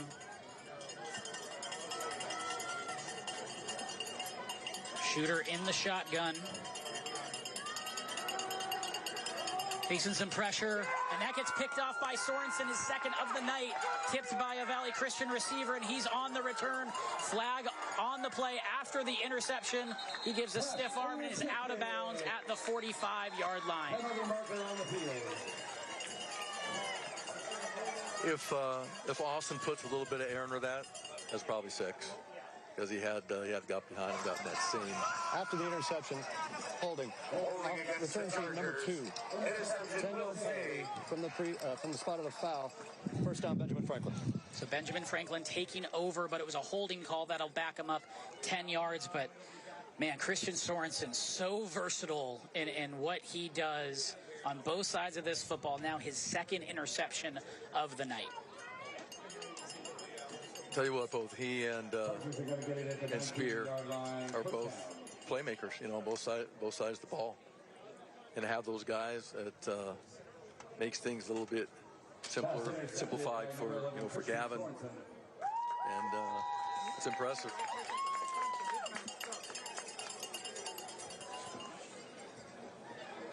All right, Weiler in the shotgun. And again, so much happening in this football matchup as that run is stopped short, but a lot happening away from the field in this one. The pink out, honor Miss Nelson. What a great gesture by the Ben Franklin football team coming out, giving roses to her, and just seeing the community rally around one of their own and an important teacher in this community. So much happening on the field, but also plenty of recognition to go around off the field as well. You can tell they got something special going at both these academies, both these schools, institutions. The culture word gets thrown around a lot in sports, but you can tell that these are built on a really good foundation. It's another short gain there by Stetka. Number 5, Landon. I'm sure Coach Magale, the OC here, let's run the ball a little bit. Let's take some time off that clock and not get anybody banged up and just get the heck out of here. It's also impressive. We're approaching the end of this game. I don't know that another Benjamin Franklin player has gotten a carry. Stetka has been in the back, like he has been glued to Weiler. He knows what he signed up for. He knows what he signed up for. He's all good with it. He's a senior. He can handle that. Another handoff to Stetka. That gets swallowed up almost instantly. So what is impressive here is that, you know, Danny Norris, the game's over. He's not trying to throw, you know, deep and vertical here.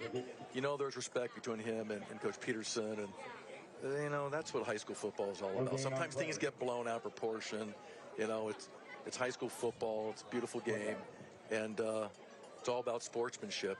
And you could tell that both these guys have respect for each other and their kids and their programs. Back to receive for the Trojans, number 11, Asher Hansel.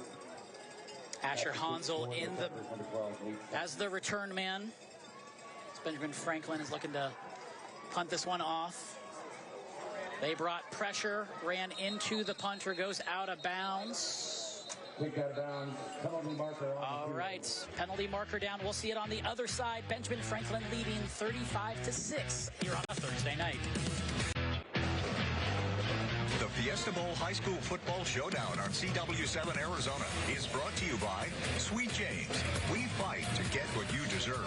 The U.S. Army, be all you can be. And Talk Now AZ. Start a conversation about drugs and alcohol with your kids now. Talk. They hear you.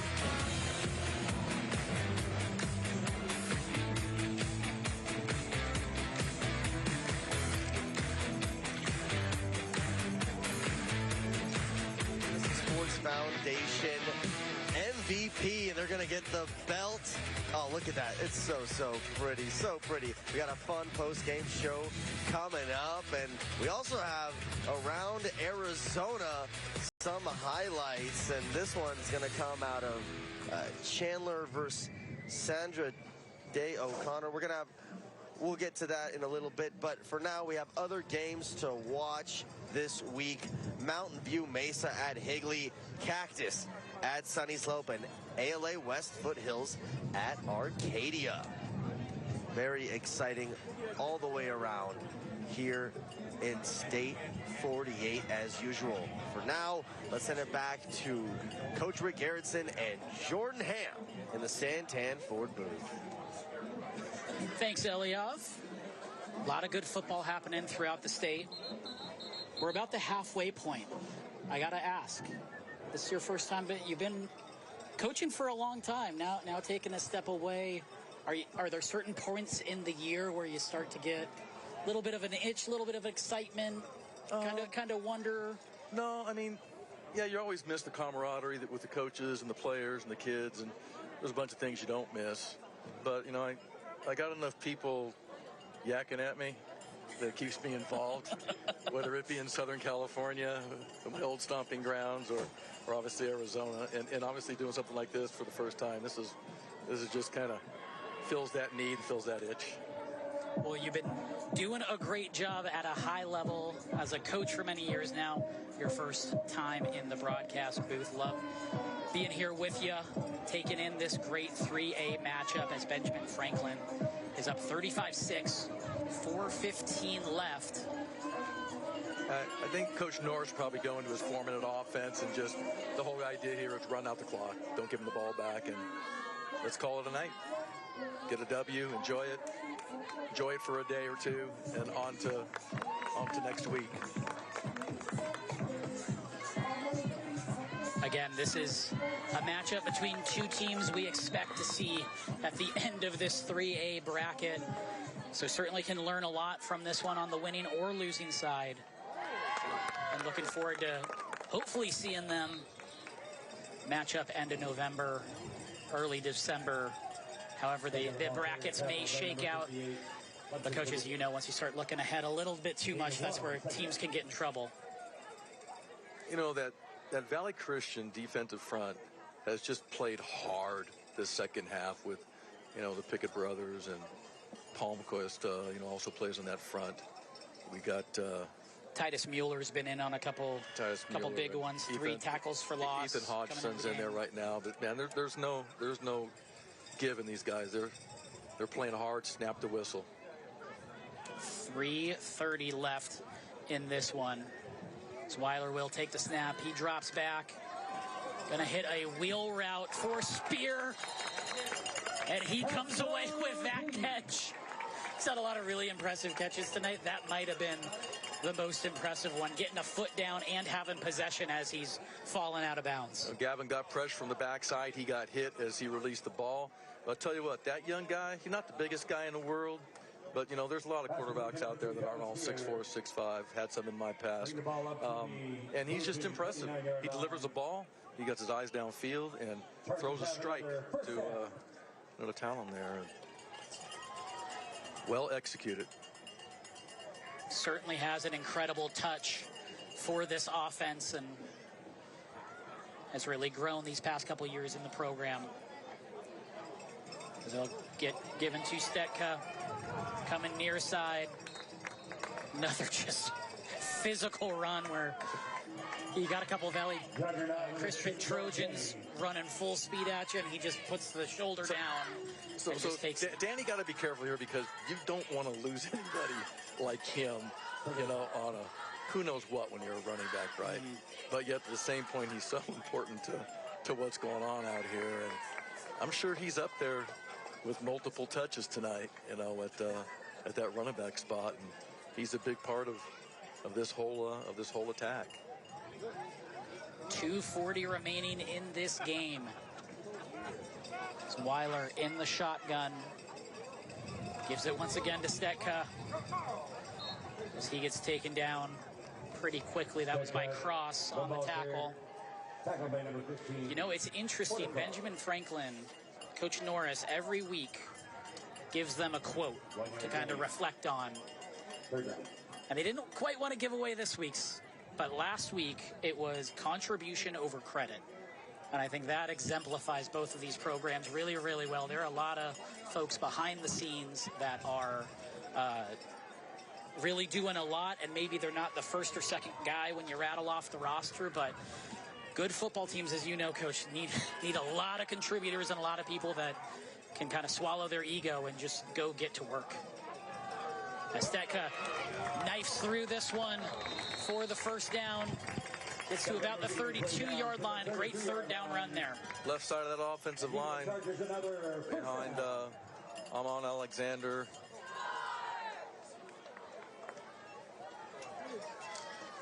You know, back to your thing on Coach Norris. I mean, it takes a bunch of people. He's not a micromanager. Neither is Jake. And both those guys let their guys coach. How you like have guys love coaching for you, and you know, kind of being the CEO, so to speak. And you can just tell they're all dialed in. And here we go with, you know, taking a knee, and game's over. Victory formation for Benjamin Franklin. So we are right outside a minute. As Weiler will take the knee here. Best formation in football, right, Jordan? Victory formation. You actually practice that, if you can imagine. You actually and if you don't, it doesn't look good, trust me, schematically. We don't need to get into it, but last week, Benjamin Franklin was on the wrong side of that as they were on the defense, and it didn't work out for the other team very well. So certainly understand that, but just a great showing by Benjamin Franklin, and a great, I mean, Valley Christian certainly brought it throughout the entire game as well. But Talon Spear with 4 receiving touchdowns, Landon Stetka with a rushing touchdown. Gavin Weiler taking great care of the football and just on full display what he can do, and that defense was flying around as well. The defense was impressive. The special teams were impressive. So now you got the choice with the Gold Jackets. You know, who gets the MVP? Is it Coe with Spear and Gavin? Is it, you know, is it the defense? Is it, you know, Goddard? Or I don't know. You know, it's certainly a good problem to have. That's a pretty impressive belt if they get to keep that thing. That's all I'm going to say. I don't know if they get to keep it, but that thing's pretty sweet. So a great victory as Benjamin Franklin goes to 6-0, 35-6. the final. But again, just another, I think, great representation of high school football in Arizona, no matter what the level is. You know, it could be 6A going for the open division. It could be 3A. These two teams brought it and have a bunch of playmakers and great representatives of this, not only this program, but this school that I think we're on full display with. And sounds like we have the winning coach ready with Lexi Lambert. Yes, I am down here with Coach Norris. He's high-fiving the other team real quick. Gives one. He's saying best of luck. Okay, Coach, big win you just came away with. Your defensive line really handled their O-line. How were you guys able to apply so much pressure? I think the personnel matches that we had were really solid, and our defensive staff does an amazing job. Jeremy Sather, our defense coordinator, Kendall Tobin, our defensive line coach. I think we had an awesome game plan. The boys executed at a high level. We told them 100% effort, 100% of the time, the whole game, and that's what they did. Perfect, Coach. And then where did you see some veterans step up? Oh, man, I mean, Gavin Weiler controlled the offense really well for us. Although our second half wasn't exactly what we wanted, he did a great job of controlling where we were throughout the game. Landon Stetka had the big carries when he needed to. And Talon Spear, man, he just makes plays. He's one of the best players in Arizona. Perfect. Congratulations, Coach. Back to you guys in the booth. Here's a look at tonight's What a Burger play of the game. What a play, what a burger. There were plenty of good ones. But I think this touchdown from Austin Weiler to Talon Spear as he spins out of it and finds pay dirt. What an elusive athlete. Finding 6. And this is quite a dangerous combination. And you can see all the levels that this Benjamin Franklin offense has, and then the defense also flying around. A great overall performance by Benjamin Franklin. So we have Benjamin Franklin coming out to the field. That belt is ready to get displayed and given to the MVP of the game. Let's go down to Lexi. Yes, we are down here. It is about time for the belt presentation. I have Brett with me from the SS Sports Foundation, and I'm going to let you take it away. Yeah, so we got our player of the game. Coach, you mind if we give it out? All right. Hey, gentlemen, great game tonight, but I think we know who this one goes. Number 2, Talon. Where we at?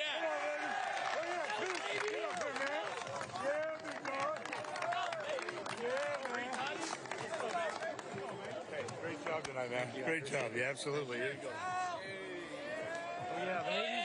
That's yours, man. That's yours. Show it off to your team. Show it off to all of them. Oh, yeah, baby. Okay, you had an amazing game. You had touchdowns. You had big catches. What really stuck out for you? Honestly, as a team, I think we played really well. I mean, I wish we could have got the 0 for defense, but 6 ain't bad either, too. But we had a complete game. I think everyone played well. But, yeah, that's about it. How does it feel? You're staying undefeated going into your next game. I feel really confident. Gilbert Christian, right? Gilbert Christian better be ready for us. Congratulations. Show it off to your team one more time. Oh, baby. Back to you. All right, great stuff there from Talon Spear, from Lexi. What an effort by Benjamin Franklin as they are victorious. A statement win here halfway through the season against 2 of the top teams in 3A. It's been a great Thursday night of the Fiesta Bowl High School Football Showdown, but don't you dare go anywhere. We have postgame with Eliav Gabay.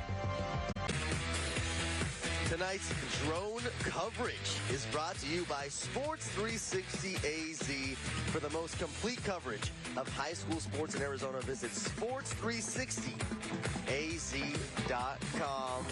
And we have a party down here already getting going with the band right behind us as they head out.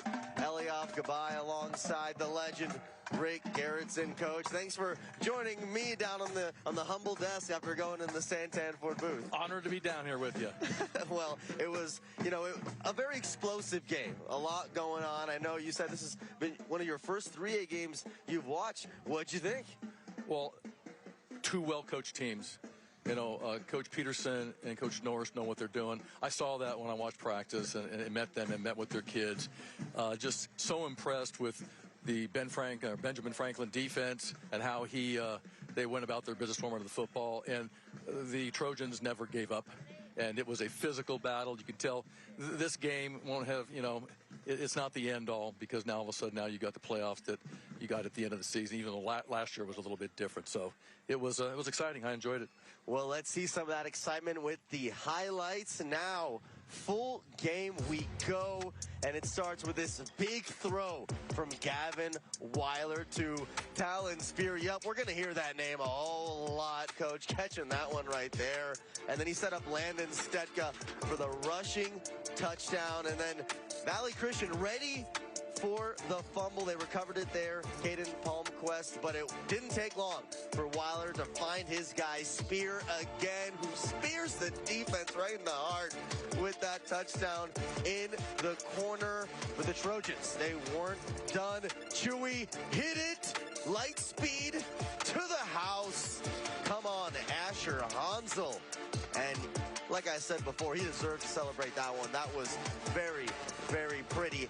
Now, Valley Christian needed that one, but it just wasn't enough as Spear again gets it done. And then just when you think Valley Christian can get it going, nope, Christian Sorensen.